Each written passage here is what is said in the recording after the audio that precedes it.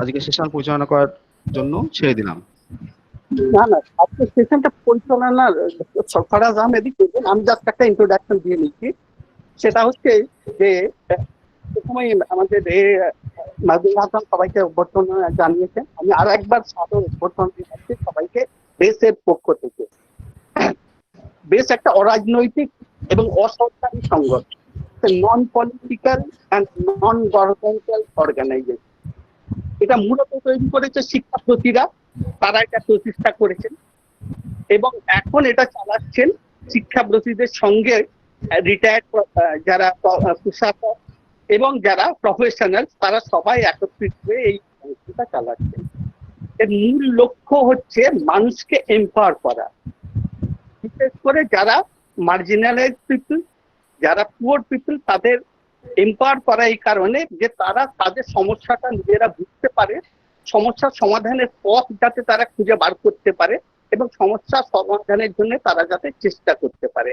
আমরা মানুষের এই তিনটে প্রয়াসে, অর্থাৎ তাদের সমস্যা সেটা যাতে তারা আইডেন্টিফাই করতে পারে তাতে তাদের সাহায্য করি, সমস্যা কিভাবে নিরসন হওয়া যায় তার পথ খোঁজাতে তাদের আমরা সাহায্য করি, আমরা তাদের এই সেই পথে চলার আমরা তাদের সাথী হই, আমরা তাদের সাথে থাকি। বেসের এর জন্য আমাদের নানাবিধ কর্মসূচি নিতে হয়েছে, খুব লম্বা চওড়া লিস্ট আছে, আমরা তাতে যাব না। আমাদের অন্যতম একটা কর্মসূচি হচ্ছে ক্যারিয়ার কাউন্সিলিং। আমরা চাই যে মানুষের, অর্থাৎ গ্রামে গঞ্জে এই যারা মার্জিনালাইজ সেকশনের মানুষ, তারা ঠিক জানে না যে তারা কোন ক্যারিয়ারটা নিলে তার পক্ষে সুবিধা হবে এবং সেই ক্যারিয়ারটা নিতে গেলে তার অপরচুনিটি কোথায় কোথায় আছে, কোথায় কলেজ আছে, কোথায় স্কলারশিপ পাওয়া যায়, কিভাবে ভর্তি হওয়া যায়। এই প্রোগ্রাম আমরা অনেকদিন ধরে চালাচ্ছি। এর সঙ্গে আমরা নতুন একটা প্রোগ্রাম নিয়েছি, সেটা হচ্ছে লেকচার সিরিজ, যাতে বিভিন্ন টপিকস এর উপরে আলোচনা হয়।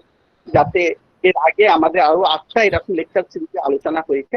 আজকের যে লেকচার সিরিজের আলোচনা এই দুটোকে মিলিয়েই, অর্থাৎ এতে নলেজ পার্টও যেমন থাকবে, মানুষকে অপরচুনিটি গুলো যেমন জানানো হবে, অর্থাৎ ক্যারিয়ার কাউন্সিলিং এর কাজও হবে এবং আমাদের লেকচার সিরিজের নতুন একটা লেকচার। আমি আগেই বলেছেন আমাদের মাহবুবুল হাসান। আর একবার আমি পরিচয়টা সবাই দিয়ে দিচ্ছি যে প্রফেসর ডক্টর সরফরাজ আহমেদ খান, উনি এটাতে মডারেট করবেন এবং চালাবেন। কথা বলার দরকার নেই, উনি কলকাতারই এক অত্যন্ত কৃতি সন্তান, যিনি দীর্ঘকাল এনইউজিএস, অর্থাৎ তিনি ল পড়ার পরে এনইউজিএস খুব দীর্ঘকাল শিক্ষকতা করেছিলেন। তারপরে তিনি চলে যান কোন একটা সময় লয়ের উপরে গবেষণা করার জন্য হংকং এ যান, সেখান থেকে গবেষণা করে পিএইচডি করার পরে ফিরে এসছেন এবং এখন সিম্বার ল স্কুল হায়দ্রাবাদে, সেখানে তিনি ডিরেক্টর এবং প্রফেসর। আমাদের সঙ্গে আরো আছে নিমতাজ আলী শাহ সাহেব, আইন শিক্ষান্তে তিনি জুডিশিয়াল সার্ভিসে জয়েন করেন এবং তিনি হায়ার জুডিশিয়াল সার্ভিসে জাজ হিসেবে খুব দীর্ঘদিন কাজ করেছেন। অবসরান্তে তিনি ওয়েস্ট বেঙ্গল কমিশন ফর মাইনরিটিসে চেয়ারম্যান হিসেবে বহুদিন কাজ করেছেন। এখনো সমাজের সর্ববিধ কাজে, মানুষের উন্নয়নে, মানুষের সমস্যায় তিনি ঝাঁপিয়ে পড়েন এবং আজকেও আমাদের এই প্রোগ্রামে আমরা তাকে দেখেছি, তিনি আমাদের কাছে এসছে, ধন্যবাদ জানাই। আমাদের সঙ্গে আছেন অ্যাডভোকেট QAM ফিরোজ সাহেব। তিনি আইন পড়ার পরে তিনি ওয়েস্ট বেঙ্গল জুডিশিয়াল সার্ভিসে জয়েন করেছিলেন, দীর্ঘদিন সেখানে জাজ হিসেবে কাজ করেছেন। আবার কোন একটা সময় তার মনে হয়েছে যে আগের পেশা, অর্থাৎ অ্যাডভোকেট হিসেবে কাজ করার তার থেকে আরো ভালো হবে, আরো মানুষের সাথে এরকম ঘটনা সাধারণত ঘটে না, কিন্তু তিনি সেই জাজশিপ থেকে রেজিগনেশন দিয়ে আবার অ্যাডভোকেট হয়েছেন। তার ফলে তার অভিজ্ঞতা অনেকটা বেশি, যেমন জাজ হিসেবে অভিজ্ঞতা আছে তেমনি আবার অ্যাডভোকেট হিসেবে অভিজ্ঞতা আছে, সমাজের সর্ববিধ জায়গার অভিজ্ঞতা তার আছে। আজকে আমরা তার এই মহামূল্যবান বক্তব্য শুনে সবাই নিজেকে সমৃদ্ধ করতে পারবে। আমাদের সঙ্গে আছে পাপিয়া সুলতানা। পাপিয়া সুলতানা যখন ওয়েস্ট বেঙ্গল পুলিশ সার্ভিসে জয়েন করে, তখন অর্থাৎ এই পিছিয়ে পড়া সমাজের মেয়েদের কাছে তিনি একটু অনুপ্রেরণা হিসেবে দেখান। তিনি খুব দীর্ঘদিন ধরে পুলিশে কাজ করেছেন এবং এখনো এই পিছিয়ে পড়া জগতের মেয়েরা যেখানে স্কুলে যেতে পায় না, যেখানে কারোর অপরচুনিটি নেই, তাদের কাছে তিনি অনুপ্রেরণার স্থল। আর তাদের ক্ষেত্রেও তিনি নিজেকে সুযোগ্য একজন অফিসার হিসেবে পরিচয় দিয়েছেন। আমার সঙ্গে তার ব্যক্তিগত কাজের ক্ষেত্রে পরিচয় হয়েছিল, ট্রাফিকিং এর ক্ষেত্রে। ট্রাফিকিং এ তিনি দীর্ঘদিন ধরে ট্রাফিক কন্ট্রোল করার সেই ইয়েতে ছিলেন। আমি দেখেছি কি অসাধারণ সাহসের সঙ্গে তিনি কাজ করেছেন, কি অসাধারণ বুদ্ধিমত্তার পরিচয় দিয়েছেন, এবং সমাজে এই পিছিয়ে পড়া সমাজের যে মেয়েরা ট্রাফিক হয়ে যায় তাদের খুঁজে খুঁজে বার করে ফিরিয়ে নিয়ে আসার চেষ্টা করেছেন। আর সময় নেব না, আমি সরফরাজ সাহেবকে রিকোয়েস্ট করবো তার এই প্রোগ্রাম চালিয়ে যাওয়ার জন্য। আচ্ছা, আমি একটু ডিস্টার্ব করব। আমি আরেকবার বলে দেবো, যারা শ্রোতা আছেন, যারা অডিয়েন্স আছে, তারা প্লিজ কেউ স্ক্রিন শেয়ার করবেন না। দ্বিতীয় নম্বর, যারা তাদের অডিও এবং ভিডিও দুটোই অফ করে দেন, তা না হলে আমাদের সেশন চালাতে প্রচন্ড অসুবিধা হবে। নয়ন শেখ, প্লিজ স্টপ প্রেজেন্টিং। আপনি স্ক্রিন শেয়ার করা বন্ধ করুন। বাকি যারা আছেন, যারা ভিডিও অন করে রেখেছেন, তারা কাইন্ডলি ভিডিও অফ করুন, না হলে আপনাদের রিমুভ করে দেওয়া হবে এবং আপনি বুঝতে পারবেন না কেন রিমুভ হচ্ছেন। তো কেননা এটা আমাদের রেকর্ডিং হয়ে থাকছে, শুধুমাত্র যারা স্পিকার আছেন তাদেরাই কিন্তু এখানে অডিও এবং ভিডিও অন থাকবে। Thank you very much. Okay, thank you সকালে। আমার কাজী সাহেব, থ্যাংক ইউ, আপনি আমার কাজ হালকা করলেন। So you have introduce all the panelist. Just for Papia, এখন কারেন্ট পোস্ট হচ্ছে তার, she is now DC 2nd Battalion in charge of sports for West Bengal Police. So she's overall West Bengal in charge for the sports for the police department and DC 2nd Battalion. Okay, let me go to business directly. আমাদের আজকে যে programs করেছি, আমার পরিচিতি already দেওয়া হয়েছে। আমি doctor Sarfaraz Ahmad Khan, as a law teacher. তো আমরা বহুদিন দিয়ে এরকম চেষ্টা করছি যাতে লিগ্যাল প্রফেশনস এর মধ্যে বেশি থেকে বেশি লোকজন জয়েন হতে পারে, অ্যাওয়ারনেস ক্রিয়েট হতে পারে। and we will today what we will look into from the persons who was at the helm of FIR, who was the person from the law background, তাদের থেকে জিজ্ঞেস করা, জানা কেন একজন লতে যাবে। তো আমি প্রথম একটা প্রশ্ন, যেটা তিনজন প্যানেলিস্ট আছেন, আমিও ডেফিনেটলি পয়েন্ট বলতে চাই, কেন ল, আমি পার্সোনালি অ্যাজ এ টিচার আমার ভিউ হচ্ছে যে যারা ল পড়াশোনা করে, আপনি প্রফেশন হোক না হোক, আদারওয়াইজ অলসো, যে সমাজের মধ্যে আমরা অনেক সময় চিন্তা করি যে এটা ঠিক হলো না, হতে পারে যে জাস্টিস ডিলে হচ্ছে, কোনো সময় আমরা মনে করি যে সেন্স অফ জাস্টিস প্রিভেল হচ্ছে না, কোনো সময় মনে হচ্ছে যে না এটা আরো ভালো হতে পারে, কোনো সময় এটা হতে পারে যে রিপ্রেজেন্টেশন ডাইভার্সিটি 100% নয়। এই যে সেন্স অফ জাস্টিস, এটা যদি কোনো গ্রুপের কাছে সব থেকে বেশি থাকতে পারে, এটা হচ্ছে লয়ার কমিউনিটি। বলে আমি যখন ল পড়াশোনার কথা বলি, ল পড়াশোনা শুধু এ নয় যে আমি লয়ার হওয়ার জন্য ল পড়াশোনা করছি, বাট অ্যাজ আ লয়ার্স আমাদের যে understanding, whether you go to any profession in the world, এই যে understanding about the sense of justice যেটা লয়ার থাকবে, এটা unparallel to any other profession.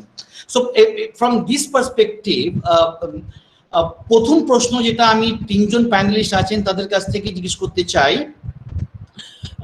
why one should join the law courses? So সব থেকে প্রথম আমি জিজ্ঞেস করব অনারেবল ইমতাজ আলী শাহ স্যারকে। উনি লয়ার ছিলেন, জাজ ছিলেন, তারপরে মাইনরিটি কমিশনের চেয়ারম্যান ছিলেন। স্যার, একজন কেন ল কোর্স জয়েন করবে, আপনার কি view? And time is 5 minutes. Sir, mike অডিওটা আনমিউট করতে হবে, আপনাকে অডিও আনমিউট করতে হবে।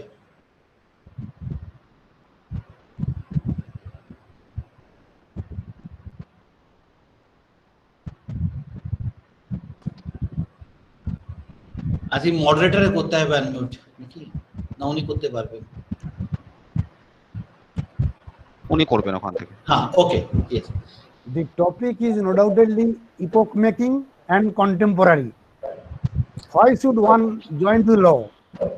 You know very well the career also plays a vital role in everybody's life, because social and economic profile for the major part of one's life depends upon the career, it is very difficult for a student, ordinary or meritorious, to make decisions when presented with two or more options about career. Making the right career choice is not an easy task for a student of today. আমরা বেঙ্গলিতে একটা কথা যখন ল পড়তে যাই তখন শুনেছিলাম যে যার নেই কোনো গতি সেই পড়ে ওকালতি। তো এই প্রভাবটা ঠিক নয়। আমরা যখন ল পড়ি, ল কেন যখন আমরা তখন ক্যালকাটা ইউনিভার্সিটিতে ল এবং এমএ একসঙ্গে পড়া হতো আমাদের সময়, সেই 1970-তে যখন নকশাল পিরিয়ড, সেই সময় আমি গ্রামের ছেলে, আমরা অনার্স প্রকারে পড়ে এমএ যখন ভর্তি হলাম, দিনের বেলায় এমএ ডিগ্রি করতাম আর ইভিনিংয়ে ল ক্লাস করে বাড়ি ফিরতাম। তো আমাদের মধ্যে তখন যারা চাকরি করতো, যারা বিভিন্ন পেশায় নিযুক্ত ছিল, অনেক বয়স্ক লোক, আমার থেকে অনেক বয়স, আমার দাদুর বয়সী, কি বলবো, বাবার কাকা বয়সী লোক ল পড়তেন। তো তখন আমরা কিন্তু এসব ভাবিনি যে আমাদের একটা পড়তে হবে, একটা জিনিস জানতে হবে যে লর আজকের ভারতবর্ষে দেখুন কি অবস্থা। যখন আমি পড়ি, ল পড়ি, তখন 1971-এর বাংলাদেশ হয়।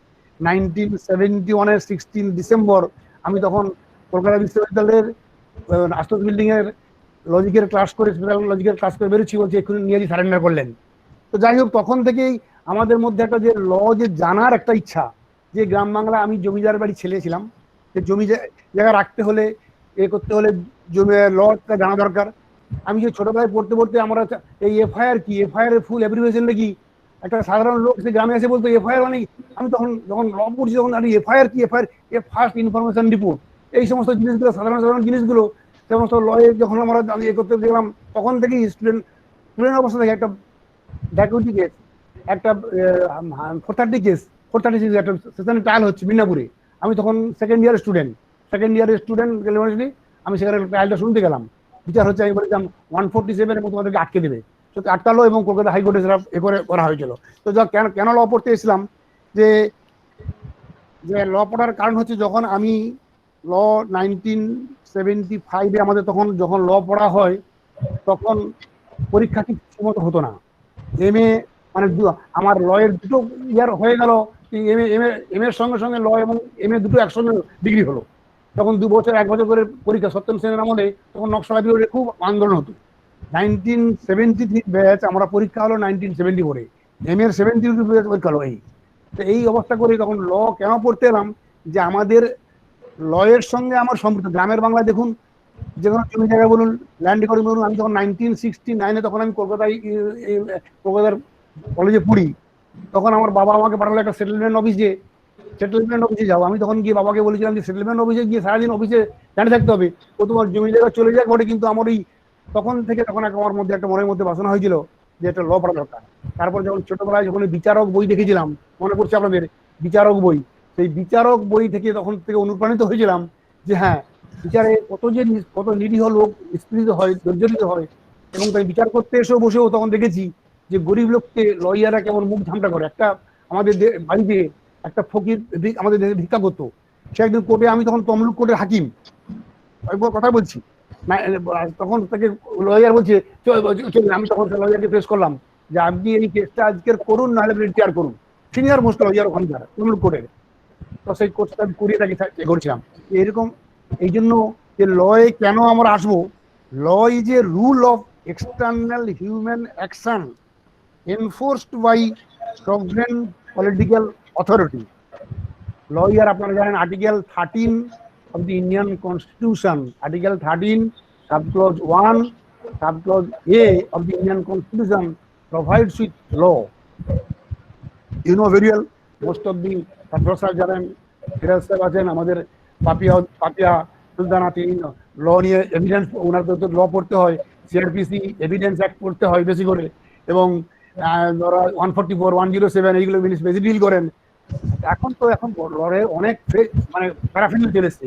এখন শুধু আগে আমরা জানতাম লয়ার মানে সিভিল কোর্টের লয়ার, ক্রিমিনাল কোর্টের লয়ার, দেওয়ানি ফৌজদারি কেস করে, কিন্তু না, এখন আর broader aspect, intellectual property act, cyber law, তারপরে taxation law, international law, family law, environment law, so many perspectives are there. সুতরাং এখানে আজকের ছেলে কেন আসবে? আজকে দেখুন একটা মুসলিম ছেলে, আজকে পাপিয়া সুলতানের জন্য আরেকজন আমি পেয়েছিলাম, আমি তো ভাবারি ভবনে বসতাম, রহিমা নাকি মোস্ট প্রবাবলি, উনিও ছিলেন তখন খুব ইয়াং চ্যাপ, যে ডব্লিউবিসিএস অফিসার হয়েছিলেন, আইপিএস অফিসার মোস্ট প্রবাবলি। তবে এখন আমাদের মুসলিম মেয়েদের বাধাটা হচ্ছে যে মুসলিম মেয়েদের বাধা হচ্ছে সমাজের অনেক কিছু প্রতিবন্ধকতা। আর কোনো ফ্যামিলির যদি কেউ লোক না থাকে, লয়ারে কেউ আপনাকে হেল্প করে না। সিনিয়ররা মোস্ট অফ দি খুব কম সিনিয়র আছেন যারা জুনিয়রকে দেখেন। আমি যখন প্র্যাকটিসে, আমি যখন পাস করে, যখন 1975-এ যখন প্র্যাকটিসে শুরু করলাম, তখন আমরা দেশ থেকে কেস নিয়ে আসতাম, সিনিয়রকে দিতাম। তখন তো খুব কম টাকা, সিনিয়র সব নিয়ে নিতেন, আমাদেরকে 51 টাকা ধরে দিতেন। তখন আমরা ওই আগেকার তখন মোশন হতো, কলকাতা হাইকোর্টে মোশন সোমবার মধ্যে, ফিরোজ সাহেব আছে এখন জানেন, এখন তো নতুন পদ্ধতি। তখন আমরা মোশন শুনতাম, সিভিল ডিভিশন, ক্রিমিনাল ডিভিশন কোর্টে শুনতাম, শুনে নিজে কেস, তখন আর ওই সিনিয়রকে দিতাম না, আমরা নিজেই কেস মুভ করতাম। তখন আমি যখন এই চাকরি করতে হতে 3 জন, আমার লোকরাজি করতে করতে 3 জন জুনিয়র আমার হয়েছিল। তখন আমি এত কেস ডিল করতে পারতাম না, জুনিয়র রাখতে হয়েছিল। তো যখন চাকরিতে যখন করি 1980-তে, তখন আমি এত টাকা রোজগার করতাম যে চাকরি, এই প্রফেশন ছেড়ে দিয়ে চাকরি যাবো কিনা।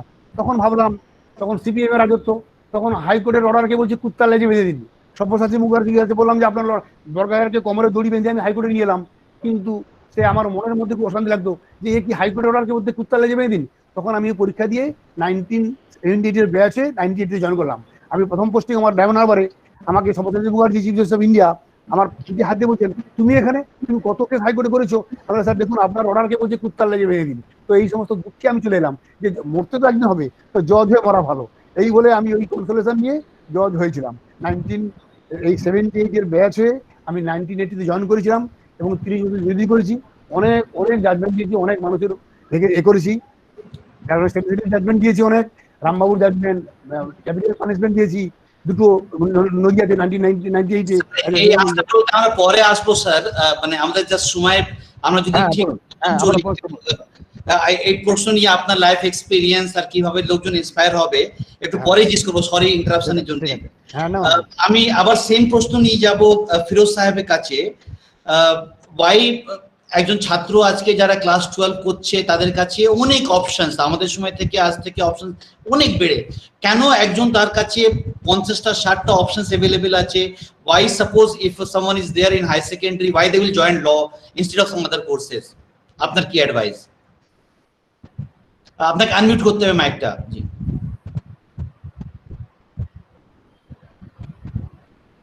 হ্যাঁ শুনতে পাচ্ছি। হ্যাঁ, শুভ সন্ধ্যা সবাইকে, শুভ সন্ধ্যা জানিয়ে বলছি শুরু করি। আমি একটা অভিজ্ঞতা দিয়ে বলবো যে কেন ল পড়তে। আপনি ম্যাডাম কিছু মনে করবেন না, আপনার ডিপার্টমেন্টের এগেইনস্টে হয়তো কিছু অ্যালিগেশন এসে যেতে। আমি যখন লয়ে ভর্তি হই, আমার বাড়িতে কেউ সাপোর্ট করেনি, নট ইভেন মাই প্যারেন্টস। বলতো তুই একটা ধার্মিক মুসলিম পরিবারের ছেলে হয়ে কেন তুই লয়ে ভর্তি হলি, এবং আমার চাচাদের বা আঙ্কেলদের সবাইকে রীতিমতো জবাবদিহি করত। আমি তখন ফার্স্ট ইয়ারের স্টুডেন্ট, আমি ওনাদেরকে বোঝাতে চেষ্টা করেছিলাম যে অন্যায়ের মোকাবিলা করতে গেলে আইনটা দরকার। আমি অনেকগুলো উদাহরণ দিয়েছি, আমি কনভিন্স করতে পারিনি, কোনোভাবেই পারিনি। ঠিক সেই সময় আমাদের ওখানে একটি ঘটনা ঘটে, আমি নামটা উল্লেখ করছি কারণ তারা হয়তো কেউ জীবিত আছেন বা নেই। কোন একজন রবিউল নামে কারোর এগেইনস্টে একটা কমপ্লেন হয়, পুলিশ ডিপার্টমেন্টের লোক ছুটলো, বাম জমানা, ইন্টাজ সাহেব যেটা বলেছেন, ইন্টাজ দা আমার অনেক সিনিয়র সাহেব, মানে উনি যখন আমি যখন জুডিশিয়াল সার্ভিস ছিলেন, উনি আমার থেকে অনেক সিনিয়র ছিলেন। তো পুলিশ সারাদিন ছোটাছুটি করে ধরতে পারলো না। তখন জিজ্ঞেস করলে এই গ্রামে কটা রবিউল আছে, একটু মুসলিম প্রধান এরিয়া ছিল, 3-4টে রবিউলের সন্ধান পেল। 3-4টে রবিউলের কাউকেই পাওয়া গেল না, কেউ দিনমজুরি খাটে, কেউ কিছু করে, কোনো ভাবে তারা গ্রামের বাইরে আছে। একটু ভালো পরিবারের ছেলে, একটু সচ্ছল পরিবারের ছেলে, সেই কুয়াক ডাক্তারি করতো আর কি, হাতুড়িয়া ডাক্তারি করতো, দুপুরবেলা বাড়িতে ঘুমাচ্ছিল। তো পুলিশ গিয়ে তাকে ধরে আনে। এবং আমি পরবর্তী ক্ষেত্রে যখন প্রফেশনে এসেছি তখনও দেখেছি এফআইআর এ তার নামের বাবার নামটা কেটে সেই রবিউলের বাবার নাম বসানো এবং তাকে অ্যারেস্ট করলো। অ্যারেস্ট করার পরে অনেকদিন তাকে কাস্টডিতে রাখা হয়েছিল, পরে ছেড়ে দিয়েছিল। তারপরে সেই ছেলেটির বাবা এসে আমাকে বলেছিলেন যে না, তোমার কথাটাই ঠিক, অন্যায়ের মোকাবিলা করতে গেলেও আইনটা জানা দরকার। এটা আমি একটা উদাহরণ দিলাম, এরকম একাধিক উদাহরণ আছে। আমি যখন জুডিশিয়াল ম্যাজিস্ট্রেট ছিলাম আলিপুরে, অনেকগুলো কেস দেখেছিলাম। তার মধ্যে খাদিম কেসটা খুব উল্লেখযোগ্য ঘটনা। খাদিম কেসের এমন কিছু জিনিস দেখেছিলাম যে একজন অ্যাকিউজ একটা কথা বলছে যে আপনি আইনের এই এই পোর্শনটুকু কেন আপনি ব্যাখ্যা করছেন না, আপনি আমাকে কেন ফোর্স করছেন, জানেন আমাকে এনকাউন্টারে মারতে পারে। এখন আমি প্র্যাকটিসটা হাইকোর্টে যেহেতু প্রথম দিকে করেছিলাম, আমি ঠিক অত ট্রায়াল কোর্টের ব্যাপারটা বুঝতাম না। পরবর্তী ক্ষেত্রে দেখলাম যে না, ব্যাপারগুলো তাদের বক্তব্যটাই ঠিক ছিল। আমি তখন অন ডকুমেন্টস কিছু কাজ করেছিলাম যেগুলো বুঝতে পারেন, সেগুলো ট্রায়ালের ব্যাপার, ট্রায়ালে কি হবে। কিন্তু আমি যেটা বলতে চাইছি, দোষী সাজা পাবে, নির্দোষী যাতে সাজা না পায় সেটা দেখার দায়িত্ব আমাদের। এর জন্য কিন্তু আমাদের আইন পড়তে হবে। ইমতাজের সাথে একবার সামান্য আলাপ হয়েছিল, উনি হয়তো মনে করতে পেরেছেন, একটু আগে কথা হচ্ছিল এই যে মাইনরিটিদের যে কি কি প্রোটেকশন আছে এটা নিয়ে একটা সেমিনার হয়েছিল কাসিম সাহেবের ওখানে। সেখানে দেখা গেল যে সবাই বলছে আমি মাইনরিটি, একজন সম্ভবত হরজিন্দর সিং ছিলেন বোধহয়, উনিও দেখলাম মাইনরিটি নিয়ে সবাই কথা বলছে, কিন্তু অ্যাকচুয়াল মাইনরিটিদের যে রাইটটা সেটা কিন্তু সরাসরি কেউ তেমন ভাবে এক্সপ্লেন করেন, ভুল ধারণা ছিল। এটা জানার জন্য কিন্তু আমাদের লটাকে পড়তে। সকালবেলা আমরা বাজারে গেলাম, বাজারে গিয়ে দাঁড়ি পাল্লাটা ঠিক নেই, এটা জানবে কে? এটা ল। আজকে একটা জায়গায় কথা হচ্ছিল, একটা প্যাথোলজিক্যাল সেন্টার 50 টাকা সার্ভিস চার্জ নিয়েছে, that is not permissible under the law. এর জন্য আমাদের ল পড়তে হবে, ডে টু ডে অ্যাফেয়ার্স আমাদের ল পড়তে হবে।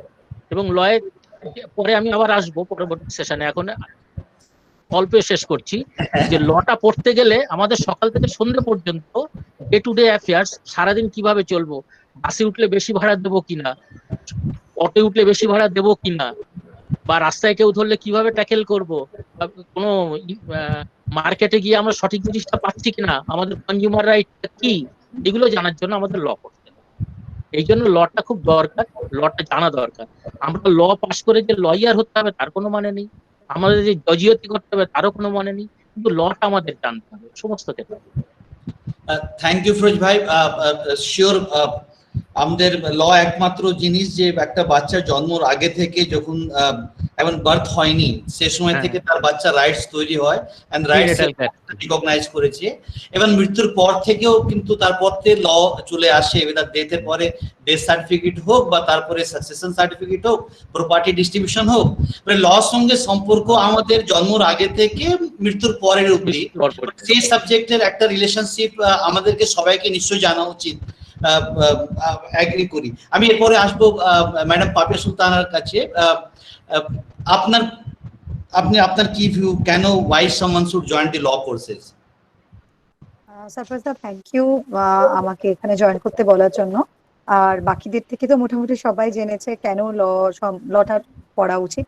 কিন্তু আমি কেরিয়ার হিসেবে বলতে পারি, ল যদি কেউ এইচএস এর পরে কেরিয়ার হিসেবে নেয় তার অনেকগুলো অপশনস খুলে যায়। একটা যেমন সে লয়ার হতে পারে, আর একটা যেমন সে ওয়েস্ট বেঙ্গল জুডিশিয়াল সার্ভিস দিয়ে আমাদের সার্ভিসে আসতে পারে, সঙ্গে কিন্তু ডাব্লিউবিসিএস হয়ে পুলিশ অফিসারে আসতে পারে। আর ডাব্লিউবিসিএস কিন্তু শুধুমাত্র পুলিশ অফিসার নয়, ডাব্লিউবিসিএস এ গ্রুপও হতে পারে, আবার বি গ্রুপও হতে পারে। কিন্তু অ্যাজ পুলিশ আমি বলতে চাই যে পুলিশে যদি কেউ আসতে চায় তাহলে সেক্ষেত্রে পরে যেহেতু পুলিশকে লটা ইমপ্লিমেন্ট করতে হয়, তার যদি ব্যাকগ্রাউন্ড ল থাকে তাহলে সে কিন্তু খুব এক্সেল করতে পারে। আমাদের কিন্তু অনেক সিনিয়র অফিসার আছেন, মানে ডিরেক্ট আইপিএস অফিসার আছেন, আমাদের ডাব্লিউবিসিএস অফিসার আছেন, যারা এই ল এর কেরিয়ার পেছনে থাকার কারণে, ব্যাকগ্রাউন্ডে থাকার কারণে তারা কিন্তু খুব ভালো এফআইআর ড্রাফট করা থেকে শুরু করে, ট্রায়াল মনিটরিং থেকে শুরু করে কনভিকশন পর্যন্ত পুরো প্রসেসটাকে আলাদা করে সুন্দর করে মনিটর করতে পারে। এবং তাতে যেটা হয়, আমাদের কাজ তো শুধুমাত্র এফআইআর শুরু করে একটা কেস স্টার্ট করা নয়, কেসটা চার্জশিট হওয়ার পরেও সেটাকে মনিটর করে কনভিকশন পর্যন্ত নিয়ে যাওয়া। তো সেটা জানতে গেলে লয়ার ব্যাকগ্রাউন্ড হলে আমাদের পক্ষে খুব সুবিধে হয়। যদিও আমি পুলিশে আসার পর ল পড়েছি, কিন্তু লয়ের ক্ষেত্রে যেটা হয়েছে, এলএলবি এলএলএম আমি কিন্তু পরে করেছি, আমি কিন্তু এটা বলতে পারি, সরফরাজ দা পুরোটাই জানেন, যে ল পড়ার পরে আমার কনফিডেন্স লেভেল অনেক বেড়েছে। তার কারণ আমরা যারা পুলিশে আছি তারা হয়তো শুধুমাত্র সিআরপিসি, আইপিসি এবং এভিডেন্স অ্যাক্ট নিয়ে, যেটা ইমতিয়াজ সাহেব বললেন, সেটা নিয়ে আমরা কাজ করি। কিন্তু এখন তো শুধুমাত্র এই তিনটে পার্টিকুলার জায়গাতেই ল নয়, সাইবার ল থেকে শুরু করে ব্যাংকিং ল থেকে শুরু করে মানে যা কিছু রিলেটেড আছে ল রিলেটেড সবটাই পুলিশকে কিন্তু এফআইআর থেকে শুরু করে শেষ পর্যন্ত করতে হয়। তাই কেউ যদি এলএলবি বা এলএলএম করে নিয়ে পুলিশ জয়েন করে তাহলে তার পক্ষে যেটা সুবিধে হয়, সে অন্য অনেকের থেকে ল সম্বন্ধে বেশি জানে, বেশি কনফিডেন্ট থাকে। আর সুপিরিয়র অফিসার হিসেবে আমি বলতে পারি, সবাই যদি জানে আমি খুব ভালো ল জানি, তাহলে কিন্তু জুনিয়ররাও আমাকে অনেক বেশি রেসপেক্ট করবে, আমার উপর ডিপেন্ড করবে, এবং আমিও অনেক কনফিডেন্টলি কাজটা করতে পারবো। আর তাছাড়া বাকি স্যারেরা যেরকম বললেন সাহেবরা, যে প্রত্যেক ডে টু ডে বেসিসে ল সম্বন্ধে জানতেই হবে। আর আমি মহিলা হিসেবে একটাই কথা বলবো, প্রত্যেকটা মুসলিম মহিলার, আমি অন্য কাউকে করে বলছি না, মহিলা হিসেবে বলতে পারি, তখন আমি দেখেছি তারা কিন্তু তাদের রাইটটাও জানে না। তারা যদি মার খায়, তারা মার খাওয়াটা যে মানে তাকে কেউ মারতে পারে না, এটা যে কারো রাইট নেই তাকে মারা, এই মিনিমাম নলেজটাও নেই। তাই শুধু আমাদেরকে নিজেদেরকে জানলে হবে না, প্রত্যেকটা গ্রামের মহিলা, প্রত্যেকটা গ্রামের বধূ, পুত্র বধূরা যারা ল কিছুই জানে না, তাদের পক্ষে তো সবার পক্ষে ল অ্যাজ কেরিয়ার করা সম্ভব নয়, কিন্তু আমরা যদি সবাই ল পড়তে পারি তাহলে তাদের কাজ পর্যন্ত মিনিমাম ল লিগ্যাল রাইট কি সেটা পৌঁছেও আমরা দিতে পারবো, সেটাও আমাদের একটা বড় কাজ। Thank you Papiya. ডেফিনেটলি যারা ল ব্যাকগ্রাউন্ড থাকে পার্টিকুলারলি পুলিশিং এ, তার জন্য অনেক সুবিধা হয়। তো এটা তো পাপিয়ার এক্সাম্পল থেকে বিকজ অফ পুলিশিং ল লাগে, কিন্তু অন্য প্রফেশনেরও যারা বিজনেসম্যান, যারা অন্য ফিল্ডে আছে, তার যদি ল ব্যাকগ্রাউন্ড থাকে at least they feel more confidence than others. আমি এবার আসবো নেক্সট প্রশ্নতে আমার অনারেবল ইমতাজ আলী স্যার কাছে। স্যার, আপনি জুডিশিয়ারিতে বহুদিন ছিলেন, and he was also the chairman of Minorities Commission West Bengal. Yes. Can you share some insight from your journey as a legal professional? আপনি বলছিলেন যাতে আপনার জার্নি থেকে, we have limited time, only 5 minutes, আপনার journey থেকে যারা young ছেলে মেয়েগুলো আজকে দেখছে তারা ইন্সপায়ার হয় যে তারা না, ল হচ্ছে একমাত্র পথ যেখানে আমাদেরকে যাওয়া উচিত, it's good for them, it's good for the society also. Yes, I can say against this question, I share with you that during my judicial service career for about 3 decades, I have seen so many ups and downs and so many things in our judicial officers' career also. Just now, Madam Papia had said her views that most of the higher police officers, they do not know how to represent their very vulnerable, very complicated case before the court due to the lack of the